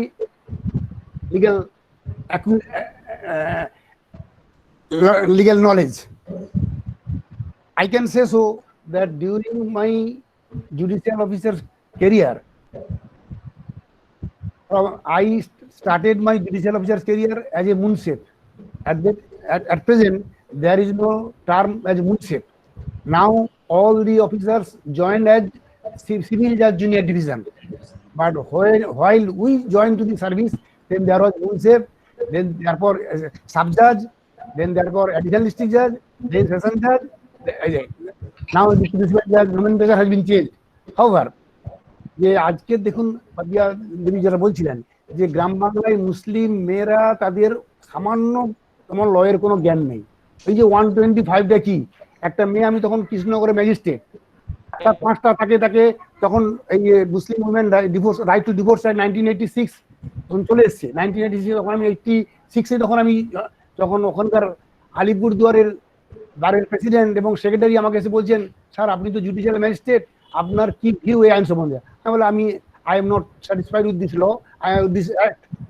Against the Muslim women, they have been treated like a chattel. একটা chair টেবিলের ভাঙার দাম বিক্রি পাওয়া যায়, কিন্তু এই আইনের পরিপ্রেক্ষিতে মুসলিম মেয়েদেরকে একবারে তাদেরকে খুব নিচে নামিয়ে দেওয়া হয়েছে। তখন তারপরে আমি যখন কৃষ্ণনগর ম্যাজিস্ট্রেট, তখন একটা মুসলিম মহিলা তার 5টা বাচ্চাকে নিয়ে এসছে কোর্টে হাজির করেছে, তাকে সে তার বিরুদ্ধে ওয়ারেন্ট করে, স্বামীর বিরুদ্ধে ওয়ারেন্ট করে কেস কিছু করতে পারেনি। সে জেলে একবার যাচ্ছে, আবার বেরিয়ে চলে আসছে, 5টা বাচ্চাকে নিয়ে এসছে, বলছে ওয়াকআপ বোর্ড দেবে, ফরন মোশনে ওয়াকআপ বোর্ড দেবে। কিন্তু সে মেয়েটা 5টা বাচ্চাকে নিয়ে এসছে আমার ম্যাজিস্ট্রেট কোর্টে, স্যার দেখুন আমি আর 5টা বাচ্চা কে মেনটেনেন্স দেবে? ওয়ান কাজ, এই তাদের সেই নেই যে তাকে তালাক মানে তালাক হয়ে গেল। আমি ডায়মন্ড হারবারের ম্যাজিস্ট্রেট, একটা কেস জানি, ঝাড় দেয়নি, ঘরে ঝাড় দেয়নি, তালাক দিলাম, এ কি তালাক হয়? একটা মেয়ে তরকারিতে নুন দেয়নি, তাকে তালাক দিলাম। আমি সেই এগেনস্টে লিখেছিলাম, আমার প্রথম জাজমেন্ট কৃষ্ণ ডায়মন্ড হারবারে, আমার প্রথম পোস্টিং ডায়মন্ড হারবারে, আমি সেখানে ম্যাজিস্ট্রেট হিসেবে লিখেছিলাম যে একটা তরকারিতে নুন দিল না তার জন্য তালাক হবে, এ কি? একটা ঘরে ঝাঁট দিল না, ব্রুমিং করলো না, তালাক হবে, এ কি? এটা আমাদের মুসলিমেরা জানে না। তাদেরকে এই এই এই সমস্ত জানানোর জন্য আমি যখন চেয়ারম্যান থাকলাম, তখন আমি এই গ্রামে, তখন তো আমি তো এই পার্সপেক্টিভ যে আমাদের সঙ্গে পাবলিকে যোগাযোগ তো তখন তো জজ নয়, আমি যেখানে লিগেল অ্যাওয়ারনেস ক্যাম্প করতাম, এবং বিং এ ডিস্ট্রিক্ট জাজ হিসাবেও লিগেল সার্ভিস অথরিটি চেয়ারম্যান আমরা সেখানে মাসে মাসে প্রায়, আমি যখন ডিস্ট্রিক্ট জাজ হিসাবে লিগেল সার্ভিসের চেয়ারম্যান থাকাকালীন আমি অনেক লোক আদালত করেছি। সেই লোক আদালতে গিয়ে সেখানে গ্রাম বিভিন্ন জায়গায় ক্যাম্প করেছি, বিভিন্ন এতে সাব ডিভিশনে করেছি, সেন্সিটাইজেশন ক্যাম্প করেছি, ক্যাম্প করে এগুলো আমরা অ্যাওয়ারনেস করেছি। সুতরাং এই জন্য আজকের আমাদের মুসলিম মেয়েদেরকে বেশি বেশি করে আসতে হবে, এই মুসলিম ছেলে মেয়েদের আসার জন্য আমি এইটাই বলছি যে তাদের যে কি রাইট, সামান্য মিনিমাম রাইট। আমার ওয়াইফ গ্রাজুয়েট, কিন্তু সে সামান্য একটা মুসলিম সম্বন্ধে কোনো কিছু বাকি নয়, কিন্তু তা বলে প্রত্যেকটা বাড়িতে মুসলিমদের অনেক আবার বাধ্যবাধকতা আছে। তারা বাপের মতো এরকম লিবারেল প্যারেন্টস না থাকলে কখনো পুলিশ দেবে না। সুতরাং আমি বলবো যে এই সমস্ত মুসলিম মেয়েদেরকে তাদেরকে ইনভাইট করা, তাদের এনকারেজ করা। আজকের বেশ একটা বেঙ্গল একাডেমিক সোশ্যাল এম্পাওয়ারমেন্ট এটা যে গ্রুপ করেছে, খুব ভালো শিক্ষিত লোকেরা করেছেন। কিন্তু আমি বলবো শুধু এখানে ক্যালকাটায় বসে কিছু কিছু সমস্ত কনসালটেশন ডিসকাশন করে হবে না, গ্রাম বাংলায় গিয়ে অ্যাওয়ারনেস ক্যাম্প করতে হবে। শুধু দেখুন আইলা অফিস সুন্দরবনে যান, শুধু মিদনাপুরে যান। আমি বলতে চাই যে আন্দামানের মানুষের, আন্দামানে যারা থাকে তাদেরকে বলা হয় জেলের কয়েদি, তাদেরকে পাঠানো করা হতো, ওখানে দ্বীপান্তর দেওয়া হতো। কিন্তু তাদের যে স্ট্যান্ডার্ড অফ লিভিং আমাদের পূর্ব মেদিনীপুর, পশ্চিম মেদিনীপুর, দক্ষিণ চব্বিশ পরগনার লোকের স্ট্যান্ডার্ড থেকে, জীবনের স্ট্যান্ডার্ড থেকে অনেক তাদের হাই স্ট্যান্ডার্ড। তারা দেখুন আমাদের এখানে দেখুন ঘরের চালে খড় নেই বা এ নেই, কিন্তু যারা কত কষ্ট করে এসে ভোরের বেলায় সেখানে কাজ করতে আসে, সে সমস্ত মেয়েরা তাকে যদি একটু ফেলে দেয়, মেরে দেয়, তাহলে কোনো কিছু জানার কিছু বা কিছু জানার, সেই উকিলবাবুর কাছে যাবে, উকিলবাবু পায়ে ধরলো, এই ধরলো, সে ধরলো। আমি যখন কোর্টে ডায়মন্ড হারবার প্রথম ম্যাজিস্ট্রেট, বলে স্যার 125 কেসে প্রথম করতাম, বলে স্যার হুজুর এর ঘরও পছন্দ না আর বড় পছন্দ না। প্রথম কথা হচ্ছে একজন লয়ার, ললিত মন্ডল বলে লয়ার ছিলেন, হুজুর এর 125 কেস, আর কাইম মোল্লা আগে দিকে একজন ললিত মন্ডলের দিকে। সুতরাং এই সমস্ত জিনিসগুলো আমাদের জানা এ করার জন্য বেশি করে আমাদেরকে আরো এই ডিসকাশন আলোচনার মধ্যে করতে হবে এবং অ্যাওয়ারনেস ক্যাম্প করতে হবে। এবং আমি আমার ব্যক্তিগত জীবনে থেকে বলছি যে অনেক মেয়ের যারা ভরণ পোষণ পায়নি, যারা এই সমস্ত কেসগুলো আমরা খুব এক্সপেক্ট করতাম যাতে তারা হয়রান না হয়, যাতে তারা কোর্টের মধ্যে হ্যারাস্ট না হয়। এবং আপনারা জানেন উকিলদের হচ্ছে ইনহিবিশন হচ্ছে কেসটা ড্র্যাগ করা, কেসটাকে অনেকদিন এই করা। কিন্তু প্রম্পটিটি অফ সার্ভিস, আমি আমার যদি জীবনে যেতে আলিপুরদুয়ারে একজন জজ বলে স্যার আমি আমার 30 বছর জীবনে এত প্রম্পটি ছিল, আমি যেদিন জাজমেন্ট দেবো সেই দিন জাজমেন্ট দেবো, কোনদিন রেফার করতাম না। বলে স্যার আমার 30 বছর যদি অপরাধী করছি, এত প্রম্পট জাজমেন্ট আপনার মতো কেউ দিতে পারেনি। তো আমি কিছু গর্ব করে বলছি না, আপনারা দেখবেন 2000 যখন আমি 2002 সালে যখন খড়গপুরের মাফিয়া ডন রামবাবুকে জাজমেন্ট দিলাম 31 জুলাই, তখন সেই সময় সমস্ত খুব বিরাট আকারে রেডিও টিভিতে প্রকাশ হয়েছিল। তার দুদিন পরে আরেকটা জাজমেন্ট, একটা 10 বছরের মার্ডার কেসে ট্রায়াল জাজমেন্ট, 10 বছরের একটা পুরানো জাজমেন্ট, একটা গ্রাম বাংলার মেয়েকে তার স্বামী কি হচ্ছে, সেই একটা গ্রামের জমিদার তার সঙ্গে রাত কাটাতে যায়, স্বামী টাকা নিয়ে রাজি হয়েছে, সে মেয়েটা রাজি হয়নি, তাকে এমন করে মার্ডার করেছিল বীরভূমের মেয়ে, তার গুপ্তাঙ্গের লাঠি দিয়ে তাকে এমন করে নৃশংস খুন করেছিল। সেই 10 বছরের মার্ডার কেসের আমি মাত্র 21 দিন ট্রায়াল করে জাজমেন্ট দিয়েছিলাম 2/8/2002। সেটা টাইমস অফ ইন্ডিয়ার ফার্স্ট পেজে বেরিয়েছিল যে ওয়েস্ট বেঙ্গল জুডিশিয়ারিতে আলী সাহেবের মতো এত কম দিনে 21 দিনে কোনো জাজ জাজমেন্ট দিতে পারেনি মার্ডার কেস জাজমেন্ট। সেটা আমার ওই খড়গপুরের রামবাবু জাজমেন্ট দেওয়ার পরে হয়েছিল। আমি এখন বলছি 2/8/2002, সেটা টাইমস অফ ইন্ডিয়া ফার্স্ট পেজে বেরিয়েছিল। সুতরাং এরকম এই মমতা ব্যানার্জিও সেখানে খড়গপুরে গিয়ে বলেছিলেন এরকম জাজ যদি আমাদের পশ্চিমবঙ্গে থাকতো তাহলে আমাদের পশ্চিমবঙ্গের জুডিশিয়ারিটার চেঞ্জই হয়ে যেত। সুতরাং আমি গর্ব করতে চাই না, এইভাবে যখন ডিস্ট্রিক্ট জাজ যখন এতেই থাকলাম আপনার উত্তর দিনাজপুরে, তখন একটা মেয়েকে পাট খেতে 3 জন ছেলে তাকে ধর্ষণ করে তাকে মার্ডার করেছিল। সেই কেসটাও আমি 3 মাসের মধ্যে জাজমেন্ট দিয়েছি, আমরা আজকে দিয়েছিলাম, 3 জনকে যাবজ্জীবন দিয়েছিলাম। সুতরাং এগুলো এটা পার্ট অফ দি লাইফ, এগুলো আমাদের করতে হয় যে আমাদের জুডিশিয়াল খালি আমি যে আমার বেতন পেলাম, এত টাকা বেতন পেলাম তাই নিয়ে স্যাটিসফাই হবে না। Feel for the people, you should justice delayed justice denied, একটা কথা আছে জানবেন, justice delayed justice denied, but justice you have to show the justice, যে justice have to be done, যে আমি বিচার করছি, এই জিনিসটাও পাবলিক রিলেশন দেখাতে হবে যে হ্যাঁ আমি প্রযোজনা করছি। এই জিনিস যদি আমাদের মধ্যে না আসে, তাহলে যদি আজকে দেখুন 2 লাখ টাকা বেতন পাচ্ছে, কিন্তু তাদের মধ্যে ডিসকাশন কোথায়? আমি বিইং এ সেশন জাজ হাতে লিখে 186টা সাক্ষী হাতে করেছি সেশন জাজ হিসাবে, আর বিইং এ ম্যাজিস্ট্রেট মাসে 250 সাক্ষী করেছি হাতে, 250 সাক্ষী 250 পার মান্থে, এবং 21টা করে জাজমেন্ট দিয়েছি। সুতরাং এগুলো ফিলিং, এগুলো আমাদের এই সমস্ত আমাদের ফিল করতে হবে। মানুষের ফিল না করতে পারলে উপকার হবে। Thank you. Okay, thank you sir. আপনার এক্সপিরিয়েন্স থেকে definitely thanks to you, it's wonderful. আপনি এত শর্ট টাইমে যে জাজমেন্টস গুলো, we need more and more জাজেস লাইক দিস। কেন আমাদের এখানে জুডিশিয়াল সিস্টেমে তো আজকে যদি কেস যায়, we don't know when it will be ended. আর ওরই ফ্রাস্ট্রেশন হচ্ছে যে yesterday or day before yesterday in Uttar Pradesh encounter, these are somewhere the frustrations are lokjon, there are groups of the people that are celebrating, that are definitely thing which should not be celebrated, but reason is there is some frustration je these expectations lokjoner pacche na. So hope in future judicial system will be such where jara accused really what they deserve they should get. At the same time, there should not be any kinds of unjustifiable illegal act. তো আমি এবার আসবো ফিরোজ ভাইয়ের কাছে। ফিরোজ ভাই, আপনি judicial ম্যাজিস্ট্রেটও ছিলেন, আপনি লয়ারও ছিলেন। একটা নর্মাল ভিউ হচ্ছে আজকে যারা ইয়াং ছেলে মেয়ে, they have huge aspiration. Globalised world, পুরো পৃথিবী খোলা আছে তার জন্য। আজকে ছেলে মেয়ে এটা দেখে না যে আমাকে ক্যালকাটাতে প্র্যাকটিস করতে হবে, যারা ক্যালকাটাবাসী, বা বেঙ্গলে কোনো জায়গায় করতে হবে। They look for, they may go to USA, they may go to UK, anywhere in the world. So whole world is open today, it's the globalisation day. না, এর সময়তে যখন কোর্ট তারা দেখে, এটা বাস্তব অবশ্য, যে আমরা যখন ম্যাজিস্ট্রেট কোর্ট দেখি বা লোয়ার কোর্ট দেখি, অ্যাপারেন্স ভিউটা খুব স্যাটিসফাইং নয়। একটা ইয়াং ছেলে মেয়েকে যদি বলা হয় ম্যাজিস্ট্রেট কোর্টে যে কোনোদিন ইন্টার্নশিপ করো, তারপরে যদি আসার পর বলবে তুমি কি কোর্টে প্র্যাকটিস করে ম্যাজিস্ট্রেট বলবে না, করবো না। এই যে অ্যাপারেন্টলি, কিন্তু যে বিচার হচ্ছে ওই কোর্টই হচ্ছে। আজকে যদি জুডিশিয়াল সিস্টেম ইমপ্রুভ করতে হয়, ট্রায়াল কোর্ট থেকে ইমপ্রুভ করতে হবে। আর তারপরে আলটিমেটলি হাইকোর্টেও যে লোকজন যাওয়ার পর, এই যে রিয়েলি আজকে ইন্ডিয়াতে top most tax payers, individual tax payers আর লয়ার। যদি কাউকে রিচ হতে হয় তাকে ল প্রফেশনে আসতে হবে। So there is a positive sign, কিন্তু সেই positive science is not visible particularly to the people that are deprived, যাদের ফ্যামিলি ফার্স্ট জেনারেশন পারসনস। কেউ একটা ভার্নাকুলার ল্যাঙ্গুয়েজ স্কুলে পড়ে, উর্দু মিডিয়াম, বাংলা মিডিয়াম স্কুলে, তার বাড়িতে আশেপাশে কেউ লয়ার নয়, তারা জানেন যে লিগাল প্রফেশনে রিয়েলি কত চান্স আছে, কি ব্যাকগ্রাউন্ড আছে। আপনার এক্সপিরিয়েন্স থেকে আজকে যারা ছেলে মেয়ে যারা একটা অ্যাসপিরেশন নিয়ে আছে যে আমরা ল করব, world is open for us, as a magistrate or as a practicing advocate, আপনি হাইকোর্টে প্র্যাকটিস করছেন, আপনার কি view as a legal practitioner, particularly from as a litigating practitioners, আপনার কি ভিউ? আচ্ছা, আমি 1 সেকেন্ড আমি বলবো, জাস্ট ডিস্টার্ব করবো। যারা ভিডিও অন করে রেখেছেন আপনারা কাইন্ডলি ভিডিও অফ করুন, যারা অডিও অন করে রেখেছেন কাইন্ডলি অডিও অফ করুন। আমাদের না হলে কিন্তু রিমুভ করে দেওয়া হবে। আপনারা কিন্তু যারা ভিডিও অন করে রেখেছেন বারবার রিমুভ করা হচ্ছে ভিডিও অফ রাখ না স্যার, আপনার নাই ভিডিও নেই, আমার অডিও অন নেই। তো যারা স্পিকার আছেন তাদের শুধুমাত্র ভিডিও এবং অডিও অন থাকবে, বাকি যারা আছেন তারা কাইন্ডলি তাদের ভিডিও অফ করুন। ভয়েস অফ ইন্ডিয়া বলে একজন আছেন, ভিডিও অন দেখতে পাচ্ছি। শেখ আফতারুল আছেন, তার ভিডিও অন দেখতে পাচ্ছি। আপনি কাইন্ডলি ভিডিও অফ করুন, থ্যাংক ইউ।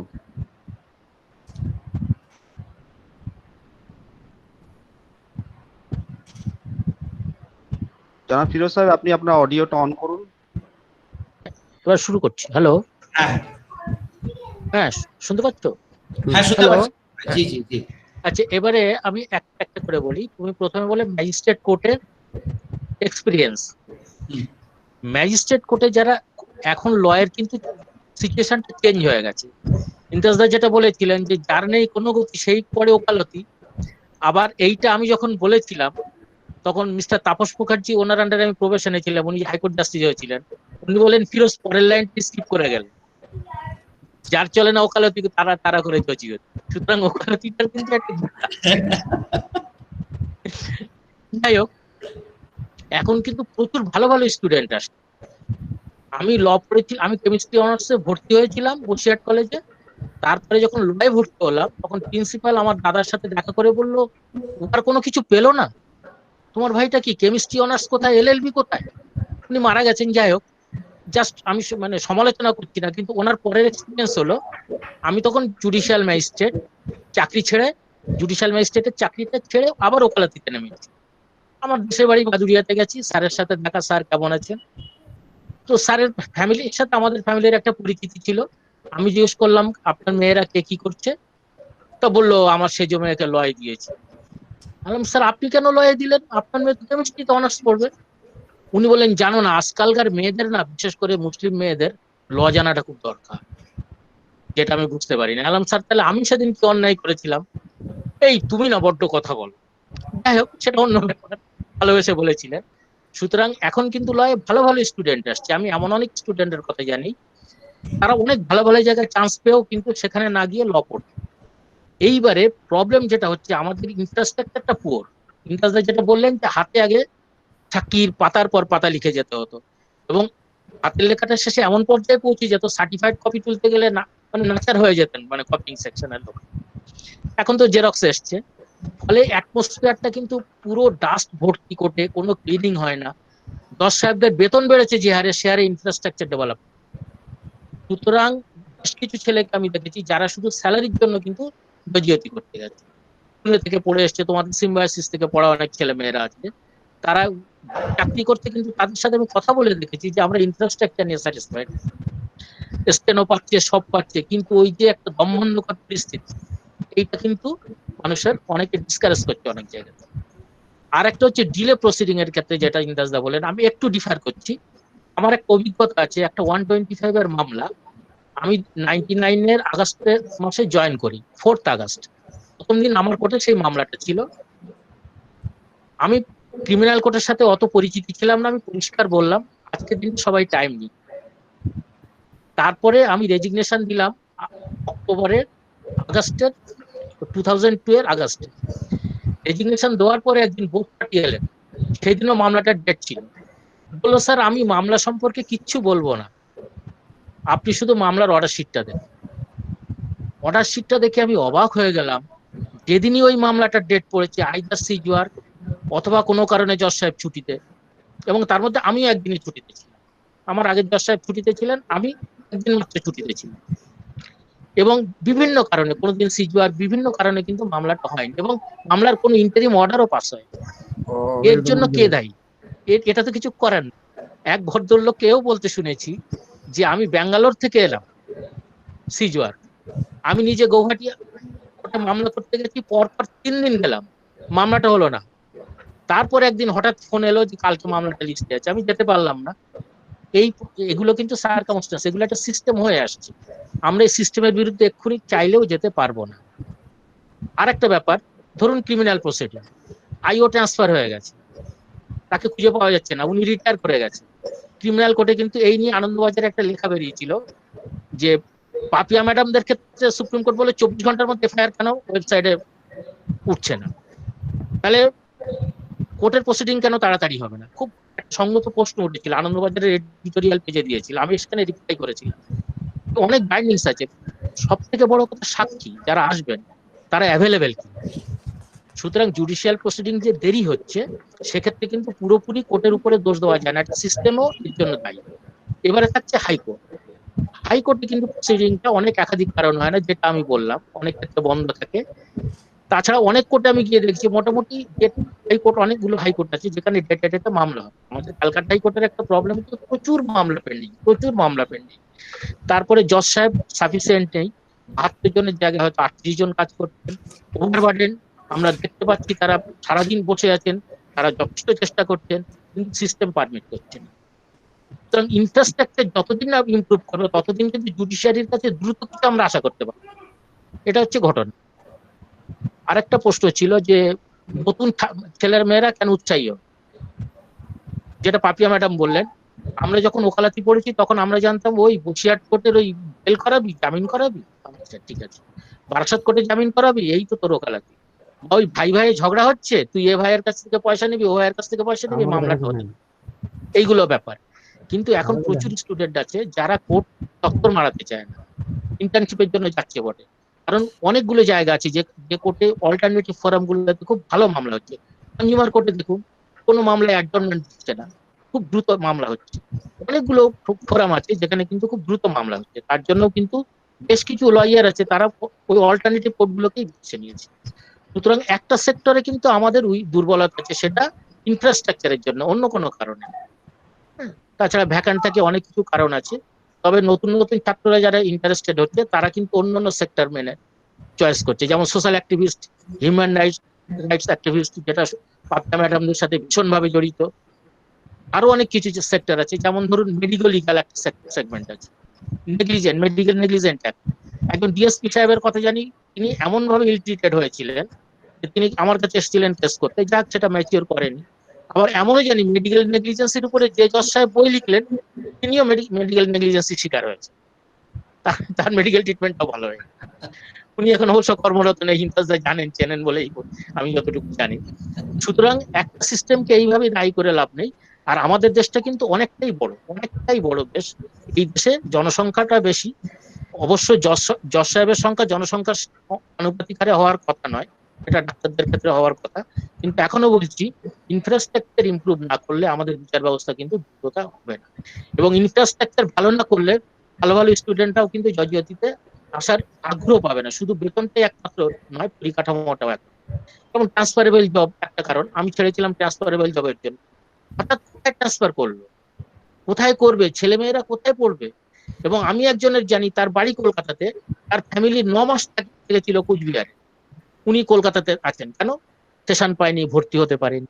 এই অনেকগুলো ব্যাপার কিন্তু কাজ করছে। তবে যারা নতুন আসছে তারা কিন্তু কেউ কোর্টকুটি হচ্ছে কম, খুব কম। যারা বেশিরভাগ ট্রায়াল কোর্টটাকে অ্যাভয়েড করছে, কারণ তারা জানে ওই যে বিভিন্ন হিন্দি ফিল্ম বেরিয়েছে, তারিখ পে তারিখ, এই সমস্ত দেখে তারাও বীতশ্রদ্ধ।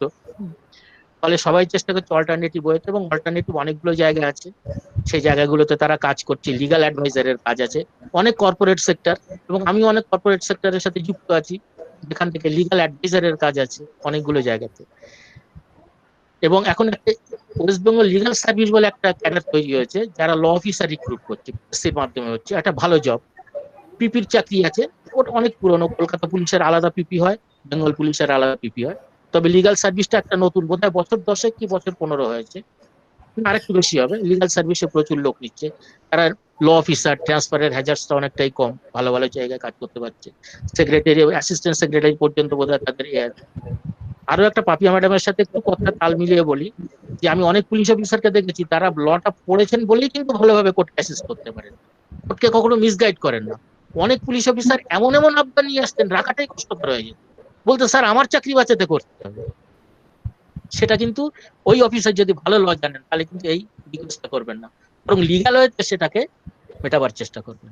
তবে এখন ল যারা দেখতে বেশিরভাগ কিন্তু কোর্টকুটি হচ্ছে না, এটা আমাদের দুর্ভাগ্য। কোর্টটা কিন্তু দিনে দিনে দুর্বল হয়ে পড়ছে, ট্রায়াল করতে গেলে ভালো উকিল পাওয়াটা আমাদের পক্ষে সমস্যা হয়ে যাবে এই poor infrastructure. Okay, thank you Faraz ভাই। আমরা এবারে আপনি যেটা বললেন, ডেফিনেটলি ল প্রফেশনস এ বা এলবি করার পর যে অপশনস গুলো আজকে ওপেন আছে, ইটস এনর্মাস। শুধু লিগাল অফিসার্স, কোম্পানিতে ল ফার্মস, আমাদের ছাত্ররা সব জায়গায় আছে, almost all the banks they need law officers, প্রত্যেক কর্পোরেট ফার্মসে ল অফিসার্স লাগে। In fact someone become chartered accountant, তাদের যদি হাইকোর্টে কেস যখন করতে হয়, সে lawyer who represent them. So there are taxation lawyers are there who are specialized in taxation. High court judges মধ্যে এখন 3 জন যারা সারা জীবন ট্যাক্সেশন প্র্যাকটিস করতেন, তারা হাই কোর্ট জাজ আছেন। তো এরকম বহু options are available to us. In fact even আজকাল অনেকগুলো lawyers New York bar exam, people they go to New York and give examinations, QLTT examinations, they can become solicitor in UK. কিছুদিন পরে হতে পারে যে অস্ট্রেলিয়া, নিউজিল্যান্ড, অন্য countries গুলো বার they will become accessible, it's open to all of us. So option enormous. এবারে যেটা বলছিলাম, আপনার শুধু এ নয় যে প্র্যাকটিস করতে হয়। আমি এসে অন্য প্রশ্নতে আসি। পাপিয়া সুলতানা অনেকবারই আমাদের সার্কিট ক্লাসে গেছে, ওখানে আমরা একটা লাস্ট 10 বছর থেকেই আমি ওই ল এন্ট্রান্সের জন্য একটা ফ্রি কোচিং অনেকদিন দিয়ে চালাচ্ছি, যেটা চলে প্রতি বছরই। আর আমার এক্সপিরিয়েন্স হচ্ছে যে আমাদের এখানে ম্যাক্সিমাম মেয়েরা আসে পড়াশোনা করতে, girls, even from Urdu medium, Bengali medium, ভার্নার গ্রুপ আর মাইনরিটি গ্রুপস, তারা মেজরিটি হচ্ছে গার্লস যারা পড়াশোনা করতে আসে। আজকেও যদি লিস্ট অফ পার্টিসিপেন্ট দেখেন, লার্জ নাম্বার অফ আর ফিমেলস।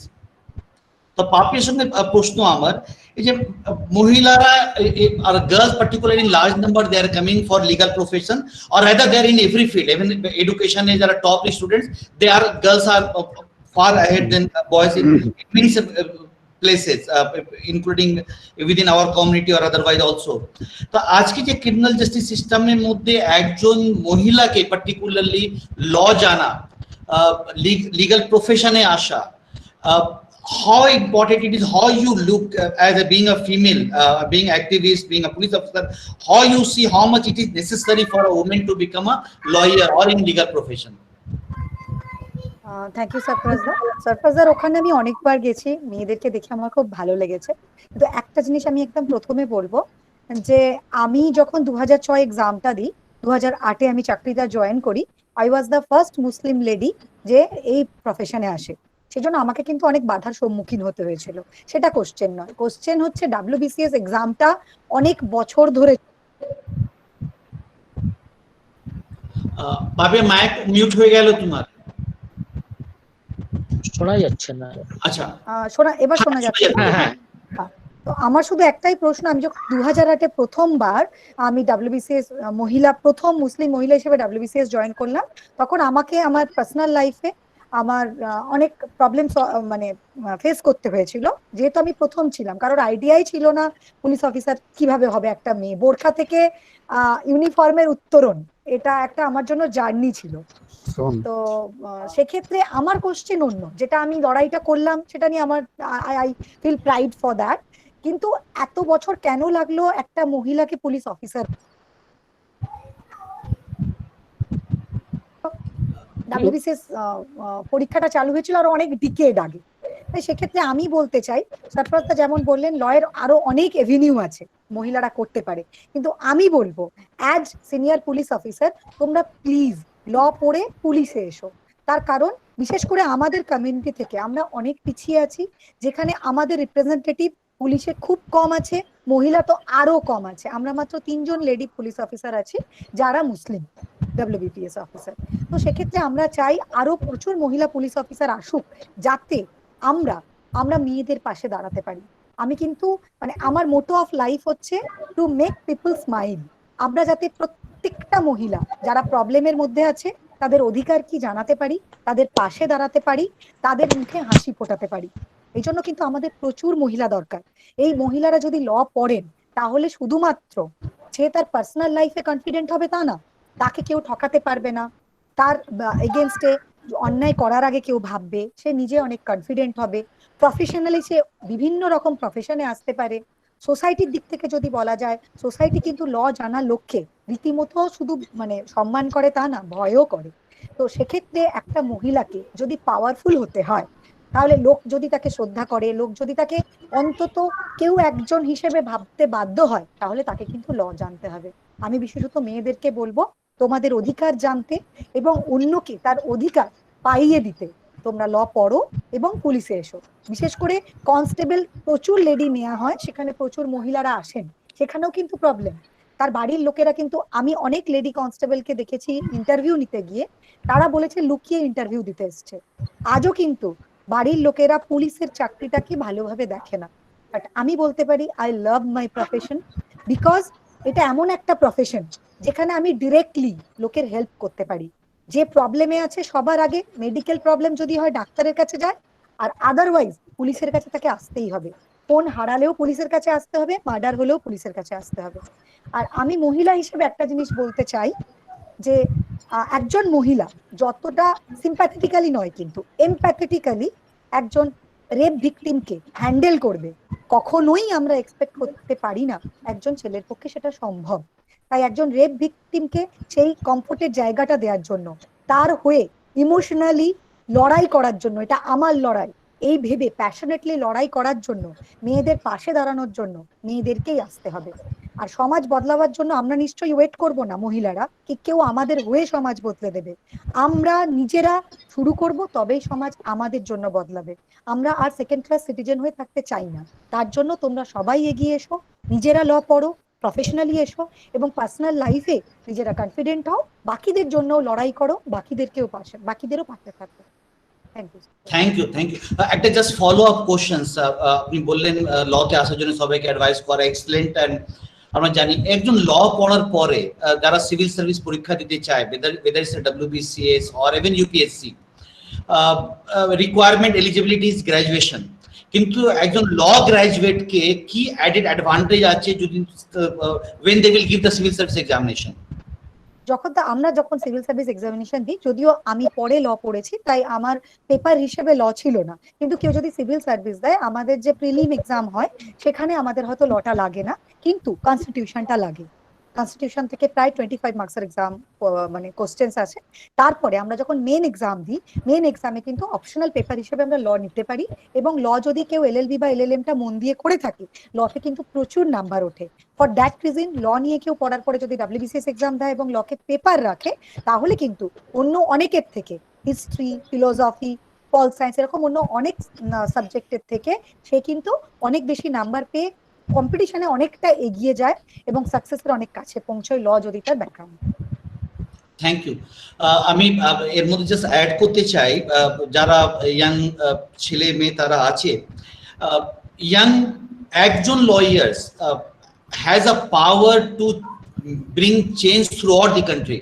যদি আপনি দেখেন আজ লাস্ট 10-15-20 বছরের মধ্যে আমরা সবাই বলি ইন্ডিয়াতে বহু রাইট হয়েছে, ইন্ডিপেন্ডেন্স পর থেকে, ইন্ডিপেন্ডেন্স আগে থেকে এখন পর্যন্ত, কিন্তু গুজরাট রাইটের পরে একজন মহিলা তিস্তা সেতলওয়ার কি করে উনি কেস মামলা ফাইল করে বেড়েছে, জাহিরা সাকিয়া হাইবুল্লাহ শেখ কেস হোক বা তার পরেকার কেস হোক, আর যেভাবে victims got justice, even the number is very smaller, কিন্তু power is always rest with one lady who is a lawyer, and she agreed to fight. She fight on behalf of the other victim of the state, and a large number of people got convictions, reparations, compensations. At least before Gujarat riot, we don't know how many percentage of cases is ended in convictions. But after Gujarat riot, at least know some cases are being followed up. There is some NGOs. There's a lady like Tista Setalwar, a lawyer like her, or similarly several other lawyers. The NGO Bachpan Bachao Andolan. One lawyer and one leader can make lots of changes. So law has an always potentiality. If there's a lawyer who knows the law, want to fight for the justice, they can bring enormous changes which I don't think anyone in the country can do. So through the judicial system. So that power is always there. Okay, আমি আরো আসি এই same প্রশ্নতে। আমি জিজ্ঞেস করব honourable Imtaz Ali Shah সাহেবকে, আমরা যে ফ্রি কোচিং সবসময় করি, লাস্ট 10 বছর করে আসছি ফর ল এন্ট্রেন্স, আপনিও গেছেন সাকেতে, এক তো হচ্ছে বেশিরভাগ মেয়েরা যখন পড়তে আসে, they face many challenges. One of the challenge which come from the family itself. Guardians don't want their daughters to go for law professions. 5 years course onek din hoye jabe, you go for general graduation, you will take only 3 years time, and then there is a trend of in some communities, or at least particularly if there is a deprived community or underprivileged community, the marriage age is much earlier than the others. That's the common practice. So from there also they have mind, when you do high secondary, if you study for 5 years period, it's too long, apprehensions, chele pabe ki pabe na, all those questions come. So it's not only the fear which comes from the girls, but it's also from there's a family members who are not supporting them to go for law. Apnake bolbo, as in particularly girls from these kinds of background, your views for those girls as well as for guardians, because many guardians are here in today's webinar or through our YouTube channel, they will hear your message. So being our Murabbi, our elder persons, what advice you wish to those girls and their parents? Thank you, Mr. Sarfaraj Sahib. I ask my girl sisters and daughters, you must come to this profession, and there are several scopes are there in this law profession, women, I can give you one example. One rape victim, she has to prove, she being an accomplice of that very crime, she has to adduce evidence before the court that during the time of the committing offense, did you resist the culprits? This is very peculiar. I gave my first judgment in a gang rape case in Nadia.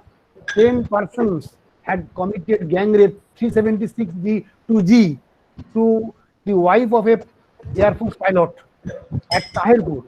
My predecessor judge, Mr. Vijay Samanto, he had done the trial. He had made the 313.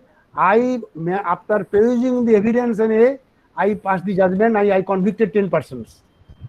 That very judge asked me, Imtaz, do you know that I put on the wig and I had been to the place of occurrence, whether the real incident took place or not? And he was very satisfied that I had convicted that person, 10 accused persons for gang rape. However, my Sarfaraz Sahib put one question to me, that whether the Muslim girl's parents will imbibe their daughters to come to this profession or not. We have to. At my first address, I told you that Muslim women, they are quite ignorant about their actual right. What is the maintenance? What is divorce? What is inheritance? What is shares? What is their shares in the property, etc., etc. So I think so that whenever a large number of Muslim women, you can know one Goni's daughter, he had been human trafficked in for other country. I, being a chairman of the Minority Commission, I had asked the police and CID to search the said girl, and the daughter of Goni was recovered from Gujarat and thereafter produced before me. While he came back to Bengal, he raised one question, pertinent question, that her husband did not agree to take her to his house.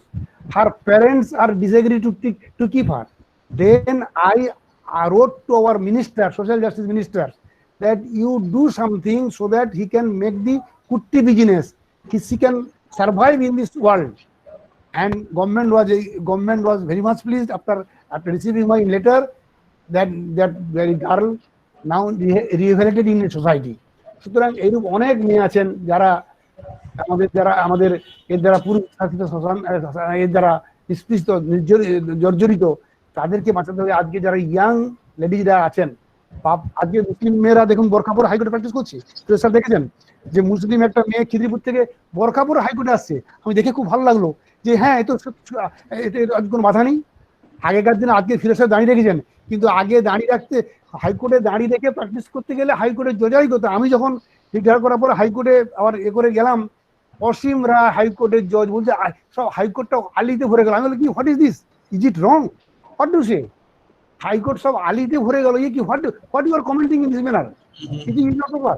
সুতরাং we should, আমাদের মুসলিমদের, we should shun the pessimism of the mind and optimism of the will, যে আমাদের কিছু হবে না, pass করে কিছু হবে না। এই আমি বলছি যে আমাদের এই হতাশাটাকে দূর করতে হবে, নেগেটিভ অ্যাপ্রোচটাকে দূর করতে হবে, আমাদেরকে সবসময় ভাবতে হবে ভালো কিছু করতে পারি, অপটিমিজম অফ দি উইল, এইটার দিকে বেশি করে ইনসিস্ট করতে হবে। সুতরাং আজকের মেয়েরা আসুক। আজকে আমি আমার এই এতে শেয়ার করে বলছি, আমি যখন 2012-তে যখন আমি দিল্লিতে গেলাম, 2012-তে বিজ্ঞান ভবনে হচ্ছে যে বাবরি মসজিদ ভেঙেছে 1992-তে, আজ তোমরা 20 বছর হয়ে গেল, চার্জশিট ফ্রেম করতে পারলে না। আমি এরকম হাত নেড়ে বলেছিলাম, আপনারা ইউটিউবে দেখবেন আমার সে বক্তা আছে, বলেছিলাম যে হাইকোর্টের, সুপ্রিম কোর্টের চিফ জাস্টিস তারা বলছেন যে ইট is not the social crime.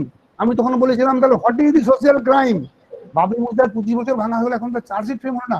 এই আমাদের কলকাতার ভাষা ভবনে, ন্যাশনাল লাইব্রেরিতে, সেখানে chief justice of India Altamas Kabir আমার পাশে বসে আছেন, হাইকোর্টের জাজ এই যে আমাদের যে চ্যাটার্জি, অরুণ চ্যাটার্জির ভাগ্নি, তিনি বলেছেন।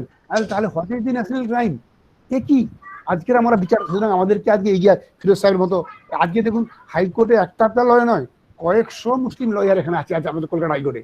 আমি উলিপুরিয়ায় ছিলাম, উলিপুরিয়াদের লয়ারদের কোনো বসার জায়গা ছিল না। আমি তখন উলিপুরিয়ার এসডিজেন, যেই বছর 92 92 বাবরি মসজিদ ভাঙা হয়, উলিপুরিয়াদের বসার চেয়ার নেই। আমি আমার গভর্নমেন্টের ফান্ড থেকে যেখানে আমি ফিল করছি আমার মুসলিম কমিউনিটি, আমার কমিটি যে লয়াররা বসার জায়গা নেই, আমি আমার এ থেকে ফান্ড করে লয়ারদের চেয়ার দিয়েছিলাম ওখানে উলিপুরিয়া দিয়ে। সেই 92-তে ভাঙা হয়েছিল, তখন আমি উলিপুরিয়া চাকরি করে আসছি। আমাকে ডিসিশন বলছেন যে আপনি বিইং এ রেসিডেন্ট এখানে নেই। আমি দেখুন, আমি হেস্টিংস থানা থেকে কারফিউ পাস নিয়ে আমার ওখানে গেছি, কিন্তু আপনি আমি হাইকোর্ট কমপ্লেন করুন। আমি বিইং এসডিজেম, আমি আমার ডিউটি যথার্থভাবে পালন করেছি, যে আমি সেখানে সমস্ত কিছু এ করেছি। উনি বলছেন তবে এই কিছু কিছু লোকের এক্সেন্টে থাকে, যে তার এক্সেন্ট্রিক পার্সন, তারা এই সমস্ত এ করে, কিন্তু সেগুলোকে আমাদের ভুলে যেতে হবে, আমাদেরকে এগিয়ে আসতে হবে। আমাদেরকে কি বললো পিছিয়ে গেলে হবে না। ফিরোজ সাহেব চলে এসেছেন, ভালো করেছেন, সমাজে আরো মানুষকে উপকার করতে পারবেন। কিন্তু আমি বলবো আমাদের যে সমস্ত জুনিয়র ভাই বোনেরা যারা এই প্রফেশনে আসতে চাইছেন, এই পাপিয়া ম্যাডামের মতো আরো এগিয়ে আসুন, ওর মতো আরো রহিমার আরো কয়েকজন যে কজন আছেন, তারা কত স্যাক্রিফাইস করে সার্ভিস করছি, হ্যাজার্স আছে চাকরিতে, হ্যাজার্স আছে। আমাদেরকে এখান থেকে নর্থ বেঙ্গল, আমি ডায়মন্ড হাওয়া থেকে আমার উদ্যোগ করলো, একদম দক্ষিণবঙ্গ থেকে উত্তরবঙ্গের আলিপুরদুয়ার। সুতরাং চিন্তা করুন, সেই সমস্ত হ্যাজার্স থেকেও আমাদের কাজ করে আমাদের কমের সেবা করতে হবে। যে আজকে দেখুন আমাদের কেউ নেই, আমাদেরকে সমাজকে দাঁড় করাতে হলে একজন পুলিশ, ওই 1975 আমাদের তখন মানুদা মানে সত্যতা সংঘ রায় চিফ মিনিস্টার, তিনি বলেছিলেন each and every police station must have one Muslim sub inspector. এবং সেই সময় ফজলুর রহমান সাহেব আর মতার সাহেব, তখনই কিছু মুসলিম ছেলেরা মুসলিম পুলিশে ঢুকেছিল। তারপরে পুলিশের সার্ভিসের এই আজকে পিয়ারি সাহেব, এই যে আমাদের পাপিয়া সাহেব 2008-এ ঢুকেছেন। অনেক জল বয়ে গেছে, অনেক গ্যাপ হয়েছে। আজকে আসুন আপনারা ভালো করে পড়াশোনা করুন, ভালো ছেলেদের জায়গা সব জায়গায় আছে, এটা মনে রাখবেন। আপনি ভালো ছেলেদের জায়গা সব আছে, এবং আপনি যখন আরেকটা কি জজ হতে হলে এখানে দেখুন, ওকার ডিএম হতে হলে তাকে সিএম বলবে, একটা সামান্য মিনিস্টার যে ম্যাট্রিক পাস নয় 8 পাস, তাকে কমেন্ট করবে আপনি এটা করুন, সেগুলো মান হয়ে চলুন। কিন্তু জজকে কোনো কেউ, চিফ মিনিস্টার থেকে আরম্ভ করে প্রাইম মিনিস্টার, কেউ কমেন্ট করতে পারেন যে কেন এটা তুই ভুল করলে, তাকে সেখানে গিয়ে কোর্টে স্যালুট করতে হবে। এই হচ্ছে জজিয়তির সঙ্গে আর এর পার্থক্য। সুতরাং আমি মনে করবো যে বেশি বেশি ছেলে জুডিশিয়ারিতে আসুক, বেশি বেশি ছেলে ল প্রফেশনে আসুক, তাদের রাইটটা জানাক, এবং যারা প্রফেশনে থেকেও আমাদের কমিউনিটিতে গিয়ে এ করুন। একটা লাস্ট টাইম কথা বলে দিয়েছি, চেয়ারম্যান হিসাবে আমি দেখুন, একটা মানুষ যখন পেনশন পায়, চাকরি করতে করতে পেনশন পায়, সে মরে যাওয়ার পরে তার ওয়াইফ পেনশন পায়। ইন্ডিয়ান মিউজিয়ামে আমি একটা নজির করেছিলাম, আমি চেয়ারম্যান হয়ে গেল ওয়েস্ট বেঙ্গলের, যে তার একটা হ্যান্ডিক্যাপ ছেলে ছিল, সেখানে আমি সেটাকে অর্ডার করলাম, তারা বললেন না হয় না। আমি যখন বললাম যে হ্যাঁ হ্যান্ডিক্যাপ ছেলে আছে, সেটাকে আজকে দেখুন, আমি করে এসেছিলাম 2013-তে, আজকে 7 বছর পরে গভর্নমেন্ট সেটাকে মেনে নিচ্ছে যে হ্যাঁ, যদি ওয়াইফ মরে যাওয়ার পরে ফ্যামিলি পেনশন ড্রপ বন্ধ হয়ে যায়, কিন্তু আমি সেটাকে অর্ডার করেছিলাম যে না, যদি তার হ্যান্ডিক্যাপ ছেলে কি হ্যান্ডিক্যাপ মেয়ে থাকে, একবার সে পাবে। এই অর্ডারটা এখন আজ 9 বছর পরে সেন্ট্রাল গভর্নমেন্ট সেটাকে মেনে নিয়েছে। আরেকটা কথা বলছি, আমি যখন থাকলাম চেয়ারম্যান, আমার কাছে একটা প্রবলেম নিয়ে এলো কুলভূষণ আর সাগরের এমএলএ এর এগেনস্টে এবং জয়নগরের এমএলএ এগেনস্টে। কি, সাগরে একটা মুসলিম ছেলে, এখানকার বাড়ি সাগরের বাড়ি, আর একটা হিন্দু মেয়ের বাড়ি খেজুরি নন্দীগ্রাম, মানে মিদনাপুরের খেজুরি থানা। তাদের ভালোবাসা হয়েছে, বিয়ে করেছে, কোর্টে তাকে কোর্ট বলেছে তারা মেজর, কোর্ট ছেড়ে দিয়েছে। জোর করে এমএলএ বলছে না, তার ব্যবসা বাণিজ্য, তাকে ঘর থাকে, তাকে রাষ্ট্রীয়, তাকে ঠিক করে সমাজ থেকে নিচে করে তার দোকান বন্ধ করে এ করেছে। আমি তখন এমএলএ এর বিরুদ্ধে অ্যাকশন নিলাম, এমএলএ বিরুদ্ধে অ্যাকশন নিলাম, এবং জয়নগরের বিরুদ্ধে। সেইটা দিল্লিতে খুব, দিল্লির NCA national commission for minorities খুব হাইলি অ্যাপ্রিসিয়েট করেছে, এবং বলেছে 2017 জানুয়ারি যে ওয়েস্ট বেঙ্গলের মাইনরিটি কমিশনের চেয়ারম্যান যেভাবে কাজ করেছে, একটা নজির। He is the role model in India, he is second to none, his performance is excellent in India. সুতরাং এগুলো আমাদের ফিল করতে হবে। আজকে দেখুন, ওয়েস্ট বেঙ্গল মাইনরিটি কমিশনে আমি থাকাকালীন 6 বছরে কম করে 6,024 কমপ্লেন করেছি। একটু ইন্টারাপ্ট করবো স্যার, আমাদের কাছে সময় কম আছে, আমরা অলরেডি পাস করে আমি, আপনি বলেছেন যেহেতু মার্জিনাল ডিসক্রিমিনেশন, এই ডিসক্রিমিনেশন আমি অনেক কমপ্লেন করে সেটা ডিসপোজ করেছি, এমনকি বিচার করেছি, বেঞ্চ করে। সেই সমস্ত একটা সুলেখাতে চাকরি করতো, একটা মুসলিম ছেলে দাঁড়িয়ে ছিল, তার চাকরি থেকে বরখাস্ত করলো। আমি ভবানী ভবনে তাকে ডেকে নিয়েছি, এ করে সেই কেসটা সেটা করে সেটাকে ছেলেদের রিইনস্টেট করেছিলাম। সুতরাং এগুলো করতে হয়, মানে পজিটিভ অ্যাসারশন নিয়ে কাজ করতে হবে। Yes, sir. আজকের একটা মুসলিম সাব ইন্সপেক্টর যা করতে পারবে, একটা এসডিপি একটা এডিশনাল এসপি অনেক বেশি ভালো কাজ করতে করবে, মুসলিমদের অনেক ছেড়ে দিতে পারবে। বলুন। Thank you, sir. আমি just quickly like we are discussing about the girls education, sir. মেয়েরা কি করে ল প্রফেশনে আসবে, আমি ফিরোজাকে জিজ্ঞেস করব। আমি জানি he's a proud father and guardian, his daughter is studying in law. আপনি কিভাবে, আপনার কি অ্যাডভাইস একজন মেয়েদের জন্য, how you look at legal profession? আমি জানি আপনার মেয়ে ল পড়ছে, আমি জানি। মাইক আনমিউট করে নেন। হ্যাঁ, প্রথম কথা আমি চাইনি আমার মেয়ে লিগাল প্রফেশনে আসুক। ক্লাস মাধ্যমিকের পরে আমাকে জানালো, তখন আমি সাতরাজের সাথে যোগাযোগ করেছিলাম। তো ওকে একটা, আমি তিনটা স্টেজে আমি কথাটা বলে শেষ করবো, অনেকটাই সময় গেছে। প্রথম কথা, যে মেয়েদের লিগাল প্রফেশনে আসা কেন উচিত আমি এখানে একটু বলে নিই। প্রথম কথা হচ্ছে, পাপিয়া ম্যাডামকে যেটা বললেন ইমতাজদা, যে কোনো একজন আমাদের আমলে থানা থেকে রিপ্রেজেন্টেশনের ব্যাপার ছিল মোহামেডানদের, সাব ইন্সপেক্টর র্যাঙ্কে যেন একজন দুজন মোহামেডান থাকে, কমিউনালিজমটা যাতে ব্যালেন্স হয়। এইবারে আমি যেটা বলছি যে জুডিশিয়াল সার্ভিসে মেয়েদের একটু বেশি আসা দরকার। হ্যাঁ, যেটা ইমতাজদা বলেছেন ডায়মন্ড হারবার থেকে আলিপুরদুয়ারে ট্রান্সফার করেছেন, আমারও ডিস্টেন্সটা সেম ছিল, আলিপুর থেকে টিকলিগঞ্জে বদলি করেছেন। এবং আমি যখন রেজিগনেশন দিলাম তখন আমাদের সুরঞ্জন কুটুর সাহেব এসডিজিএম বললো, জানো তোমার আগেও একদিনই গেছিলেন, তুমি কিন্তু হাইকোর্ট যা যাক। আমি বললাম, দেখুন দাদা, ডাইরেক্ট রিক্রুটমেন্ট হলে সেটা হতে পারবো না, ওটা কোনো এ নয়, ওটা অন্য ব্যাপার। এই চাপটা কিন্তু প্রফেশন এই লিগাল সার্ভিসে আছে, জুডিশিয়াল সার্ভিস। তা সত্ত্বেও মেয়েদের কেন আসতে বলছি, পক্সো মামলাগুলোতে কিন্তু থাকলে সুবিধা, নাম্বার ওয়ান। নাম্বার টু, অনেকদিন আগের ঘটনা, আপনার ম্যাডামের মনে থাকবে, এটা পেপারে দিয়েছিল। 8-9 বছরের একটা স্কুল স্টুডেন্টকে টুলকারে, মানে বাসের ড্রাইভার এবং খালাসি মিলে রেপ করেছিল। আর 164 নিতে গিয়ে 2 ঘন্টা ধরে আমি হিমশিম খেয়েছিলাম বাচ্চাটাকে। কখনো লজেন্স খাওয়াচ্ছি, কখনো বলছি এই খাওয়াবো, কখনো টপি খাওয়াবো, তখন ওর মা ঢুকে পড়ছে যে এতক্ষণ মেয়েটা কি হচ্ছে। ওখানে যদি কোনো মহিলা থাকতেন তাহলে কিন্তু সুবিধা হতো। আরেকটা 376/511 মানে অ্যাটেম্প টু রেপের মামলাতে পুলিশ চেষ্টা নেয়নি, কমপ্লেন্ট করেছিল কবির সাহেব, সারপ্রাস খুব ভালো চিনবেন, কবির সাহেব প্রত্যেকটা ট্রান্সফার করে আমার করে এনেছে। বাচ্চাটিকে আমি কিছুতেই আসল কথাটা বলতে পারলাম, এখানে হাত দিয়েছে, ওখানে হাত দিয়েছে, এই করেছে, সেই করেছে। কবির সাহেব বলছে লিখে নিন না, লিখে নিন না, ও আর কি বলবে আপনার সাথে।